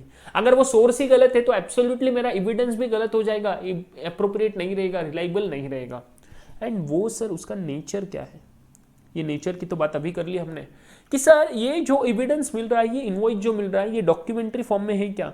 अगर डॉक्यूमेंट्री फॉर्म में है तो ज्यादा रिलायबल, बट अगर सर विजुअल या ओरल फॉर्म में रहेगा तो इतना रिलायबल नहीं है सर। तो that's why this nature of audit evidence and source or input data will decide what your reliability, ये हम ऐसे 500 में अच्छे से डिस्कस करेंगे। Reliability perfect. एंड रिलायबिलिटी के साथ रिलेवेंट रहेगा तो मैं बोल पाऊंगा सर अप्रोप्रिएट है। अभी जब मैं इसे 500 बोलता हूं तो मेरे लिए एक थर्ड सबसे इंपॉर्टेंट चीज आ जाता है। इसे 500 ही बोलता है, सिर्फ अप्रोप्रिएटनेस ही उसके साथ बोलता है, वो सफिशिएंट, सफिशिएंसी बोलता हूं मैं। ठीक है, सफिशिएंसी मतलब क्या? मुझे रेवेन्यू का टेस्टिंग कर रहा हूं, रेवेन्यू का ऑडिट कर रहा हूं, मुझे चाहिए भाई ये जो 500 करोड़ का रेवेन्यू है इसके लिए ये ट्रू एंड फेयर है या नहीं है। परफेक्ट। अभी जब ये 500 करोड़ का एक्चुअल में हुआ था क्या भाई, इतना ही रेवेन्यू हुआ है क्या? तो मैं कुछ नाम लूंगा, कुछ वर्डिंग बताऊंगा। 500 करोड़ एक्चुअल में 500 करोड़ ही हुआ क्या? मतलब ऐसा तो नहीं हुआ कि एक्चुअल में 600 करोड़ का रेवेन्यू है, वो दिखाते समय 500 करोड़ ही दिखा रहे हैं। So whether this 500 crore is completeness, complete है क्या ये? भाई ऐसा तो नहीं है कि एक्चुअल में 600 करोड़ हुआ और ये दिखाते समय 500 करोड़ दिखा रहा है। कंप्लीटनेस है क्या, वो चेक करो। ये जो 500 करोड़ है ये एक्चुअल में ट्रांजैक्शन तो उतने ही थे जितने हुए, बट ट्रांजैक्शन होते होते सर हुआ था कुछ एक्चुअली। यहां पे मैं बोल रहा हूं 500 करोड़ में इन्होंने 1000 ट्रांजैक्शंस दिखाए, एक्चुअल में 1200 ट्रांजैक्शंस हुए और ये जो 200 एडिशनल हुए उसका था 100 करोड़। बट मैं बोल रहा हूं भाई 1000 ही ट्रांजैक्शन रिकॉर्ड किए, ट्रांजैक्शन रिकॉर्ड तो 1000 ही किए बट गलत अमाउंट पे किए। या 1000 में से 10 ट्रांजैक्शंस उन्होंने गलत अमाउंट पे किए एंड ये जो गलत अमाउंट हुआ इसके वजह से डिफरेंस टोटल मेरा एक्चुअल में क्या दिख रहा है कि 490 करोड़ दिख रहा है।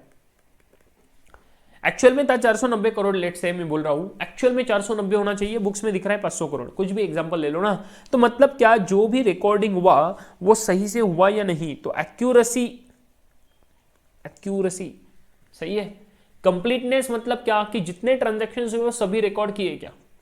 एक्यूरेसी मतलब क्या कि जो भी ट्रांजैक्शंस रिकॉर्ड किए भाई वो सही अमाउंट पे रिकॉर्ड किए क्या, इनवॉइस जितने का था उतना ही रिकॉर्ड किया क्या, जितने अमाउंट पे होना चाहिए रिपोर्टिंग फ्रेमवर्क के हिसाब से, एएस के हिसाब से, इंडेस के हिसाब से उतना ही रिकॉर्ड किया क्या। इसके बाद में मैं बोला भाई ये जब भी ट्रांजैक्शन हुआ ये सही अकाउंटिंग पीरियड में हुआ क्या, क्या बोला मैंने, करेक्ट अकाउंटिंग पीरियड में हुआ क्या, करेक्ट अकाउंटिंग पीरियड में हुआ क्या, बराबर है ना। ये है मेरा फाइनेंशियल ईयर 19-20। मैं बोलूं भाई मार्च का यहाँ पे कोई ट्रांजैक्शन हुआ था 1 करोड़ का, मुझे लग रहा है कि भाई मेरा रेवेन्यू कम कराना है मुझे, क्यों, मुझे टैक्स लायबिलिटी कम पे करना है, मुझे टैक्स लायबिलिटी ज्यादा आएगा अगर मैं रेवेन्यू ज्यादा दिखा दूं, तो क्यों ना मैं 1 करोड़ का ट्रांजैक्शन इधर बुक करने के बजाय इसके आगे के ट्रांजैक्शन पीरियड में बुक कर दूं। सही है, इसके आगे के, सर आगे भी तो टैक्स आएगा ही ना। मान लेता हूं कुछ एक सिनारियो कि इसको अभी पैसे नहीं है और बाद में पैसे पे कर सकता है, वो अभी नहीं पे करना उसको टैक्स, तो सही है, ये एक सीन हो सकता है। या अभी 30% टैक्स था बट यहाँ पे बजट आया था फेब में एंड बोले कि अगले साल से 25% टैक्स हो जाएगा, तो वो तो बोलेगा भाई इधर में जितना कम देखा उतना बेटर है, अगले साल में तो मैं 25% टैक्स भरूंगा, सिर्फ 5% का बेनिफिट होगा, तो इसलिए उसने पोस्टपोन कर दिया है रेवेन्यू रिकॉग्निशन।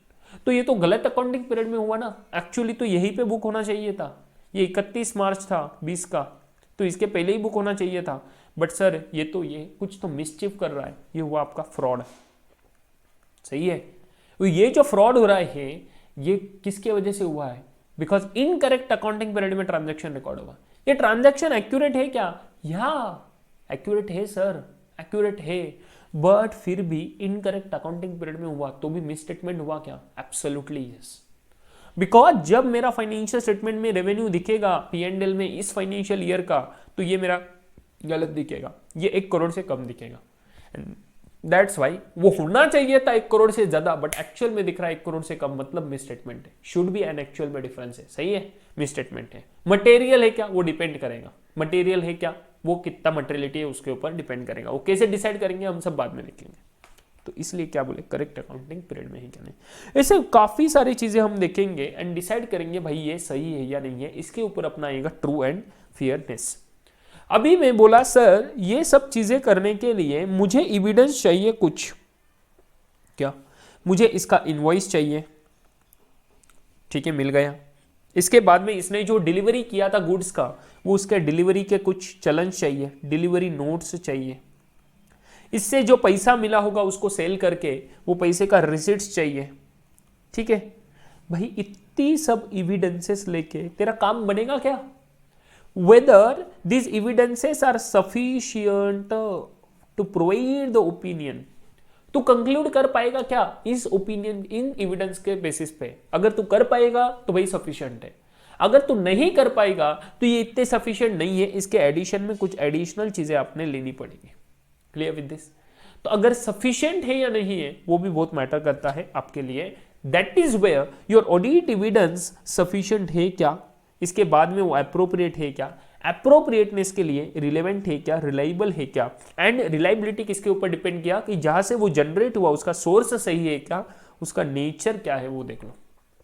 तो सर अगर सोर्स सही है, नेचर सही है, रिलायबल ज्यादा है, रिलायबल है कि और इसके साथ रिलेवेंट भी है, सो अप्रोप्रिएट है, अप्रोप्रिएट के साथ वो सर सफिशिएंट भी है कि उतने में मेरा काम हो सकता है, तो भाई सफिशिएंट भी अप्रोप्रिएट है, तेरा ऑडिट एविडेंस बन गया ऐसे 500 के हिसाब से, इस ऑडिट एविडेंस के बेसिस पे तू ओपिनियन दे पाएगा। क्या बोला मैं, इस ऑडिट एविडेंस के बेसिस पे तू ओपिनियन दे पाएगा।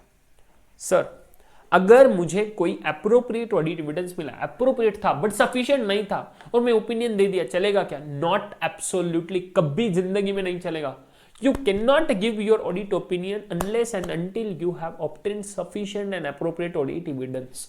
क्या बोला मैंने, सर ऐसा कहां पे लिखा है, ऐसा लिखा है ऐसे 330 में। सर क्या नंबर पे नंबर फेंक रहे हो, ऐसा थोड़ी ना चलता है। टेंशन मतलब मैं तो सिर्फ रेफरेंस के लिए बोल रहा हूं, आपके सिलेबस में नंबर्स का कुछ गेम नहीं आएगा, ये तो सीए में ज्यादा रिलेवेंट रहता है।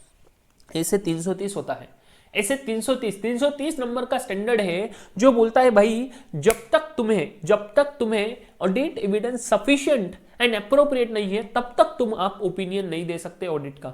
सही है, बहुत इंपॉर्टेंट चीज है, बहुत ही ज्यादा इंपॉर्टेंट है, इसके ऊपर आपको क्वेश्चन बनेगा एग्जामिनेशन में। सही है, अगर क्वालिटी पेपर आता है तो ऑडिट एविडेंस का सफिशिएंसी एंड अप्रोप्रिएटनेस पे क्वेश्चन बन सकता है, ये बहुत अच्छे से याद रखना। और ये सब चीजें आपको प्रैक्टिकल लाइफ में बहुत ज्यादा रिलेवेंट आएगी, बहुत ज्यादा काम करेगी। आपका क्वेश्चन पेपर का पैटर्न अगर हम डिस्कस करेंगे तो आपके क्वेश्चन पेपर के पैटर्न में काफी सारे थ्योरेटिकल क्वेश्चन है जो ज्यादा प्रैक्टिकल क्वेश्चन नहीं पूछते, बट आपने सबसे इंपॉर्टेंट चीज ध्यान देना, ये जो डिटेल में देख रहे हैं, ये जो कंसेप्चुअली देख रहे हैं, ये एग्जाम के हिसाब से तो काम आएगा ही, बट इससे सबसे ज्यादा रिलेवेंट आपको रहेगा आपके प्रैक्टिकल लाइफ के लिए। कॉस्ट ऑडिट जब भी करोगे ना तो याद करोगे, मुझे याद रखना भाई, जो बोल रहा हूँ एकदम दिल से बोल रहा हूँ, एकदम सही बोल रहा हूँ, टेंशन मत लेना बिल्कुल भी, सही है। चलो, एग्जाम में मार्क मिलेगा उसकी गारंटी मैं देता हूँ आपको, टेंशन मत लो। चलो, तो सबसे पहला फीचर क्या देखा हमने कि सर ऑडिट में इन्वॉल्व होता है आपका इवैल्यूएशन करना, वेरिफिकेशन करना, किसका भाई, रिलेवेंट है क्या, रिलायबिलिटी है क्या, and adequacy is nothing but equal to your sufficiency. सही है, एडिक्वेसी है क्या एविडेंस का, in support of variable information, जो भी इंफॉर्मेशन सपोर्ट वेरिएबल है जो चेक कर रहे हैं वो चेक करना, मतलब जैसे कि वाउचर्स है, डॉक्यूमेंट्स है, एक्सप्लेनेशन है, वो सर रिलेवेंट है क्या, रिलायबल है क्या, एडिक्वेट है क्या, इसका इवैल्यूएशन करना, वेरिफिकेशन करना। This is what your very first feature of audit.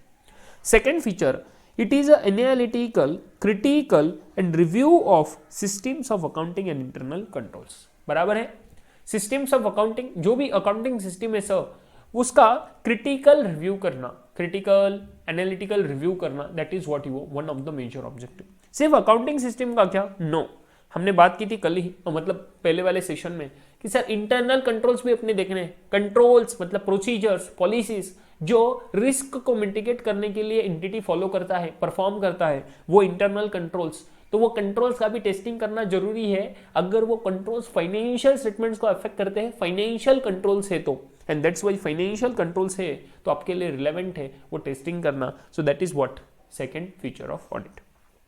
Third, sir जो भी इंफॉर्मेशन मिल रहा है वो इंफॉर्मेशन में भी फाइनेंशियल हो सकता है और नॉन फाइनेंशियल हो सकता है, बहुत इंपॉर्टेंट चीज है।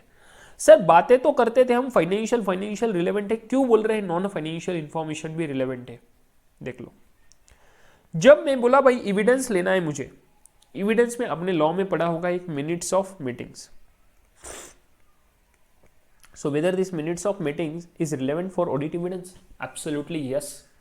योर ऑडिट एविडेंस जो भी रहेगा, शॉर्ट में लिख रहा हूं ए, ऑडिट एविडेंस जो भी रहेगा that may be financial information और नॉन फाइनेंशियल इंफॉर्मेशन। क्यों सर ऐसा, बिकॉज देखना भाई, अगर मैं बोल रहा हूं कोई ट्रांजैक्शन रिकॉर्ड किया, अब ये ट्रांजैक्शन का मुझे वैलिडिटी चेक करना है, सही है, ये कोई ट्रांजैक्शन रिकॉर्ड किया बुक्स ऑफ अकाउंट्स में, इसका मुझे वैलिडिटी चेक करना है। मैं बोलूंगा वैलिडिटी कब, सर जब ये अप्रूव हुआ है ट्रांजैक्शन, कोई लोन लिया कंपनी ने, लोन दिखा रहे हैं वो बुक्स में, ये लोन अप्रूव्ड है क्या, सर किसका अप्रूवल चाहिए, बोर्ड ऑफ डायरेक्टर्स का अप्रूवल लगेगा ना लोन लेना है तो। ऐसा छोटू मोटू ट्रांजैक्शन है क्या भाई, लोन ले रहा है, बोरो कर रहा है पैसे बैंक से, अगर इतना बड़ा ट्रांजैक्शन है तो जब तक कोई बोर्ड ऑफ डायरेक्टर्स अप्रूव नहीं करेगा तब तक तो वो नहीं होगा। तो इसका वैलिडिटी चेक करना है, अप्रूवल चेक करना है, तो मुझे बोर्ड ऑफ डायरेक्टर्स का अप्रूवल चेक करना पड़ेगा। अभी मुझे बोर्ड ऑफ डायरेक्टर्स का अप्रूवल कहां से चेक करना पता मिलेगा, तो मैं मिनट्स ऑफ मीटिंग्स देखूंगा, किसके, बोर्ड मीटिंग्स के, जिस बोर्ड मीटिंग में उसने अप्रूव किया था ये चीज, सही है। तो बोर्ड मीटिंग में जिस दिन अप्रूव हुआ ये लोन लेने का प्रोसीजर, पूरा सब चीजें अप्रूव कर दी बोर्ड ऑफ डायरेक्टर्स ने, तभी उस बोर्ड मीटिंग के मिनट्स बने होंगे, वो मिनट्स में ये चीज मुझे मिलेगा कि भाई इन्होंने अप्रूव किया है, सही है। And that's why to obtain and to check the validity of this particular transaction, I'll have to check क्या minutes of meetings of that board meeting and that will provide me audit evidence। तो ये minutes of meetings आपका audit evidence बन जाएगा। अभी मुझे बताना whether this minutes of meetings is your financial information or non financial। your answer absolutely right, ये non financial information है, सही है, ये non financial information है। इसका डायरेक्ट कहाँ रिलेवेंस आ रहा है भाई, ये तो किधर, मेरे मिनट्स का तो डायरेक्ट रिलेवेंस ही नहीं, बैलेंस शीट P&L किधर दिखेगा, मिनट्स ढूंढ के दिखाओ, no, this is what indirect relevance and that's why this is what very important audit evidence आपका minutes of meetings। हम आगे पढ़ेंगे, काफी सारे एग्जांपल्स लेंगे, ठीक है। बट इसीलिए ये इंफॉर्मेशन जो भी आप चेक कर रहे हो ना भाई, this can be your financial information और what your in non financial information as well. उसके बाद में sir there should be certain standards or criteria for evaluation of the information in a systematic and scientific manner। बराबर है, जो भी evaluation कर रहे हैं उसके लिए कुछ स्टैंडर्ड्स क्राइटेरिया होने चाहिए, एंड वही हमने बात की स्टैंडर्ड्स ऑन ऑडिटिंग, है ना, सही है। उसके बाद में ऑडिटर सर कॉम्पिटेंट होना चाहिए एंड इंडिपेंडेंट होना चाहिए, क्वालिफाइड होना चाहिए and processing prescribed qualification and certificate of practice. Certificate of practice की बात की, विदाउट सीओपी वो कुछ काम नहीं कर पाएगा। क्वालिफिकेशन रिक्वायरमेंट दिया है सेक्शन 141 का ऑफ कंपनीज एक्ट 2013। देखो आज के सेशन में, ये वीडियो में बहुत ज़्यादा, ये सेशन में बहुत ज़्यादा मैंने नंबर्स गेम खेले हैं आपके साथ, बट टेंशन मत लेना बिल्कुल भी। मैं बार बार यही चीज़ बोल रहा हूँ बिकॉज मुझे पता है आपका बीपी बढ़ जाता है अगर ऐसे नंबर सुनते हो, सेक्शन नंबर सुनते हो तो, बट बीपी बढ़ाना नहीं है बिकॉज आपके लिए इतना ज़्यादा रिलेवेंट नहीं है सेक्शन नंबर वगैरह। सही है, don't worry at all. And जब भी मैं आपको बताऊंगा सर ये इंपॉर्टेंट है, ये आपने करना है, ये लिखना है एग्जाम में, तब लिखोगे आप। जैसे ये अभी जो सेक्शन बात कर रहा हूँ, सेक्शन 141 ऑफ कंपनीज एक्ट 2013, बहुत ही इंपॉर्टेंट सेक्शन। जब भी हम डिस्कस करेंगे you have to quote this section number in your examination, तब मैं आपको बताऊंगा। बिकॉज मेरा एम आपको ये नहीं है 50 में से 30 देना, 40 देना। You should score more than 40, at least 40 marks मिलना चाहिए आपको। इसमें आपका 50 मार्क का पेपर है, उसमें तो काफी सारे एमसीक्यूज वगैरह ही है। 6 मार्क के तो fill in the blanks MCQ आते हैं आपको, 4 ऑप्शन वाले, है ना। उसके बाद में ट्रू एंड फॉल्स आते हैं आपको, उसके बाद में आपको आते हैं मैच द फॉलोइंग। तो टाइम पास तो आपका 10-14 मार्क का तो वही कवर हो जाता है। अगर वो सब चीजें कर लूंगा तो उधर तो आउट ऑफ मिल सकते हैं। बाद में थ्योरेटिकल क्वेश्चंस में थोड़ा स्कोप है कि कम ज्यादा होगा, तो अगर वैसा होगा कम होगा तो फिर मैं 50 में से तो मिनिमम 40-45 तो एक्सपेक्ट कर सकता हूँ ना आपसे। और 40-45 कब मिलेंगे, मिनिमम 45 कब मिलेंगे, जब आप सेक्शन नंबर वगैरह कुछ इंपॉर्टेंट मैं जो आपको बताऊंगा वो आपको करने पड़ेंगे। ठीक है, मेरा ये एम है। प्लीज मेरे लिए सिर्फ इतने काम कर देना, आप मैं जो बोल रहा हूँ वो फॉलो करना एंड ऐसे मुझे मार्क्स दे देना। ठीक है, ये हो जाएगा, मेरा सफल हो जाएगा। चलो मैं क्या बोल रहा था सर, ये जो क्वालिफिकेशन है ना, ये रिक्वायरमेंट दिया है बेटा सेक्शन 141 ऑफ कंपनीज एक्ट 2013। ठीक है, इधर बोला है कि ये चार्टर्ड अकाउंटेंट होना चाहिए, इसके बिना कोई ऑडिट नहीं कर सकता, स्टैट्यूटरी ऑडिट। ठीक है, जब कॉस्ट ऑडिटर बोलूंगा तो सेक्शन 148 बोलता है भाई कि ये कॉस्ट ऑडिटर MCA होना चाहिए, उसके बिना कोई ऑडिट नहीं कर पाएगा। ठीक है, आपके काम की बात। And that's what is qualification about.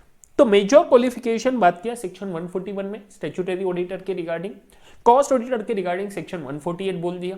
तो ये जो चीजें है ना sir, whether that auditor is competent, qualified, ठीक है, इंडिपेंडेंट। अभी मैं बोल रहा हूं सर क्वालिफाइड है बट उसके पास उतना एक्सपीरियंस ही नहीं है यार, अभी क्वालिफाइड हुआ, आर्टिकलशिप की उसने किसी एक छोटे फर्म से जहाँ पे सिर्फ टैक्सेशन के ITR के काम करता था, और अभी आ गया बिग 4 में, कैसे तो भी आ गया, इधर से उधर से किधर से तो भी, मतलब चालबाजी करके, और ज्वाइन तो कर लिया बट अभी पहला ही असाइनमेंट मिला लेट्स से रिलायंस इंडस्ट्रीज का। कैसे करेगा भाई वो, whether he is able to perform that particular audit, उसके अकेले के लेवल पे मिलेगा ही नहीं भाई, देंगे ही नहीं उसको, टीम में लेंगे ही नहीं। क्यों नहीं लेंगे, because he is not that much competent. सही है, एंड दैट्स वाई कॉम्पिटेंट होना जरूरी है, इंडिपेंडेंट होना जरूरी है, क्वालिफाइड होना जरूरी है। इंडिपेंडेंट तो पता ही अभी आपको, possessing prescribe qualification and certificate of practice. सही है, प्रिस्क्राइब क्वालिफिकेशन मतलब क्या, सेक्शन 141 ऑफ कंपनीज एक्ट 2013। इसके बाद में लास्ट फीचर आता है आपका कि it ensures the reliability of information and authenticity of the assertions made. ये जो नया चीज है ये है आपका ऑडिट का नेक्स्ट क्रक्स, असर्शंस। सही है, असर्शंस की बात हम नेक्स्ट वीडियो में करेंगे, नेक्स्ट लेक्चर में करेंगे, पर अभी मैं आपको जस्ट एकदम ऊपर के लेवल पे बता दूं तो मैंने थोड़ी बातें कर दी है असर्शन की। अभी जो थोड़ी देर पहले मैं आपको ये बता रहा था ना बेटा, कंप्लीटनेस, उसके बाद में ये बताया मैंने आपको एक्यूरेसी, ये जो मैंने बताया करेक्ट अकाउंटिंग पीरियड, ये जो होता है ये होता है असर्शन का लेवल। क्या है, ये होते हैं असर्शंस। तो असर्शन सिंपल लैंग्वेज में अगर बोलूं तो ये मैनेजमेंट मुझे जब भी फाइनेंशियल स्टेटमेंट देगा, अभी ये तो आपको क्लियर है कि फाइनेंशियल स्टेटमेंट्स कौन बनाएगा, मैनेजमेंट बनाएंगे, एंटिटी बनाएंगे। मैनेजमेंट ने मुझे बैलेंस शीट दिया, बैलेंस शीट में लिखा है भाई PPE 10 करोड़ का है, मतलब मैनेजमेंट मुझे बोलना चाहता है कि सर हमारे पास जो 10 करोड़ की PPE है ना ये सही है सर, एग्जिस्ट करते हैं। मैनेजमेंट मुझे इनडायरेक्टली बोलना चाहता है ना, जब उसने लिख के दिया भाई 10 करोड़ का PPE है, मतलब वो इनडायरेक्टली बोलना चाहते हैं कि एग्जिस्ट करते हैं। सेकंड थिंग, वो इनडायरेक्टली बोलना चाहते हैं कि सर ये जो है ना PPE ये एक्चुअल में 10 करोड़ की ही है, बस कि मतलब इसका वैल्यू जो है ना दैट वैल्यू इज अप्रोप्रिएटली सही, वैल्यू इज सही। ये वो बोलना चाहता है। सर ये हम लिख रहे हैं 10 करोड़, ये कंपनी के बैलेंस शीट में लिख रहे हैं, मतलब ये जो 10 करोड़ के पीपी है ना ये कंपनी के ही है, मतलब इसके ऊपर जो राइट्स है ये कंपनी के पास ही है। एंड सर ऐसा कोई भी एसेट नहीं है कि जो कंपनी में तो पड़ा है बट ये हमारे बुक्स में है ही नहीं, ऐसा कोई भी नहीं है सर। मतलब ये जो भी 10 करोड़ के एसेट्स देख रहे हो ना, दीज आर कंप्लीट। जब मैनेजमेंट इनडायरेक्टली ये सब चीजें मुझे इंडिकेट करेगा by providing me financial statements, ये मुझे आके बोलेगा क्या वो, नहीं नहीं भैया ये तो मैं इनडायरेक्टली बोल रहा हूं। क्या बोला मैंने, इनडायरेक्टली बोल रहा हूं। मैंने असर्शंस के ऊपर एक पूरा डिटेल्ड वीडियो बनाया मेरे यूट्यूब चैनल के ऊपर, ठीक है ना, CA Sagar Kasat in bracket guideline, तो वो पूरा वीडियो भी डिटेल बना चुका है। हम फिर से सेशन में तो बात करेंगे, टेंशन मत लो, बट आपको in addition to that you can again and again जब भी आपको जरूरत पड़ेगा, बहुत क्रच से ही है, तो आप वो यूट्यूब का वीडियो देख सकते हो। तो पीपीई 10 करोड़ का सब मैनेजमेंट ने इनडायरेक्टली मुझे काफ़ी सारी चीज़ें बताई। जैसे कि पहला चीज़ मुझे इनडायरेक्टली बताया कि सर ये पीपी जो है ये हमारे पास एग्जिस्ट करता है, इसका वैल्यू सही है, ये जो देख रहे हो 10 करोड़ ये वैल्यू सही है, इसमें कोई गड़बड़ नहीं है, ये राइट्स इस एसेट्स के हमारे पास ही, एंटिटी के पास ही है, एंड ये कंप्लीट है सर। ऐसा कोई भी एसेट नहीं है जो एक्चुअल में एग्जिस्ट करता है बट हमने रिकॉर्ड ही नहीं किया, वो 10 करोड़ में सभी एसेट्स आ गए जो भी हमारे पास है। सो दैट्स वाई ऐसा कोई भी कंप्लीटनेस का इशू हमारे पास नहीं है, वो कंप्लीट है। ये मैनेजमेंट ने जो क्लेम्स किए, मैंने क्या वर्डिंग यूज किया बेटा, क्लेम्स किए, एक सेकेंड रुको, ये मैनेजमेंट ने जो मुझे क्लेम्स किए, रिप्रेजेंटेशंस किए, कुछ भी वर्ड यूज करो, एक्सप्लिसिटली लिख के दिया क्या उसने, नो, उसने सो इम्प्लाइडली बोला मुझे, इम्प्लाइड था, किसके थ्रू इम्प्लाइड था, फाइनेंशियल स्टेटमेंट्स के थ्रू इम्प्लाइड था कि ये सब चीजें हैं, तो इसको बोलते हैं क्या, असर्शंस। ये 4 हो गए आपके असर्शंस, सही है। आई होप क्लियर हो, बेसिक लेवल पे क्लियर हो, डिटेल डिस्कशन नेक्स्ट लेक्चर में करेंगे, टेंशन मत लो, ठीक है। तो असर्शन क्या बोलना चाहता है भाई, फीचर ऑफ ऑडिट, कि ये जो है ना भाई इंश्योर कर रहा है reliability of information and subsequently authenticity of the assertions made. जो भी असर्शंस कर रहे हैं ना वो असर्शंस का ऑथेंटिसिटी एंड रिलायबिलिटी ये इंश्योर करता है ऑडिट। और financial statements relating to enterprise, whether वो प्रॉफिट ओरिएंटेड है नहीं है कुछ फर्क नहीं पड़ता, लॉ से रिक्वायर्ड है करना या नहीं करना है, मतलब वॉलंटरी ऑडिट है या स्टैट्यूटरी ऑडिट है कुछ फर्क नहीं पड़ता। टू इनेबल द ऑडिटर, क्या इनेबल करता है ऑडिटर को, to form his opinion on this statements and with regard to true and fair view of statement of affairs of the business and what profit and loss made. जब मैं statement of affairs बोलता हूं तो आपको समझ जाना चाहिए ये बात कर रहा है बैलेंस शीट की, जब प्रॉफिट एंड लॉस ये तो P&L की बातें करना है, ठीक है, during the financial year period disclosed, सही है। I hope you guys are clear with this particular thing. Essential features of audit, examination question बन सकता है अच्छे से, clear with this, BER mark करना, एग्जामिनेशन क्वेश्चन 4 मार्क्स के लिए बन सकता है, सही है। चलो सबसे पहले मेरे साथ बताओगे, बोलोगे फटाफट फटाफट, रिकॉर्डेड भी देख रहे हो फिर भी बोलोगे, एसेंशियल फीचर्स में मेरे साथ पॉइंट्स बोलोगे। सबसे पहला point, audit involves the evaluation and verification of what, relevance, reliability and adequacy of the audit evidence, सही है, क्लियर विद दिस। मैं सिर्फ कीवर्ड्स बताऊंगा। Second, it is the analytical, critical and review of systems of accounting and internal control. Third चीज मेरे साथ बोलोगे, the information audited may be financial information और नॉन फाइनेंशियल इंफॉर्मेशन। एग्जांपल याद कर लेना, मिनट्स ऑफ मीटिंग्स लिख के ले लो यहाँ पे अगर चाहिए तो, example minutes of meetings, MOM, सही है। इसके बाद में कुछ स्टैंडर्ड्स होने चाहिए, क्राइटेरिया होने चाहिए फॉर इवैल्यूएशन, जैसे कि स्टैंडर्ड्स ऑन ऑडिटिंग। इसके बाद में जो भी ऑडिटर है वो भाई कॉम्पिटेंट होना चाहिए, वो भाई क्वालिफाइड होना चाहिए एंड इंडिपेंडेंट होना चाहिए। 3 वर्ड, कॉम्पिटेंट होना चाहिए, क्वालिफाइड होना चाहिए एंड इंडिपेंडेंट होना चाहिए, बहुत इंपॉर्टेंट चीज है, सही है। इसके रिगार्डिंग हमने बात कर दी, सेक्शन 141 बात करता है qualification of statutory auditor and 148 में cost auditor. Then reliability of information and authenticity of the assertions made. Assertions क्या, those are the management representations और क्लेम्स जो ऑडिटर यूज करेगा, किसके लिए, to identify the possible misstatements in the financial statements. ये मैं additional बोल दिया अभी आपको कि ये जो सर असर्शंस है ना, ये ऑडिटर क्यों यूज कर रहा है, टू आइडेंटिफाई भाई कि क्या क्या टाइप की गलतियां फाइनेंशियल स्टेटमेंट्स में हो सकती है। यही तो चीज पता चल रहा है ना मुझे, जब मैनेजमेंट मुझे इनडायरेक्टली ये चीज बोल रहा है कि भाई एग्जिस्टेंस, मतलब ये गलती हो सकती है कि भाई एक्चुअल में पीपी दिखा रहा है 10 करोड़ बट एक्चुअल में ना हो, इसके बाद 2 करोड़ का इसमें जो पीपी दिख रहा है मुझे वो है ही नहीं, एक्चुअल में एग्जिस्ट ही नहीं करता। तो मुझे ये पॉसिबल मिसस्टेटमेंट, पॉसिबल ये गलती हो सकती है। सेकंड, वैल्यू गलत हो सकता है।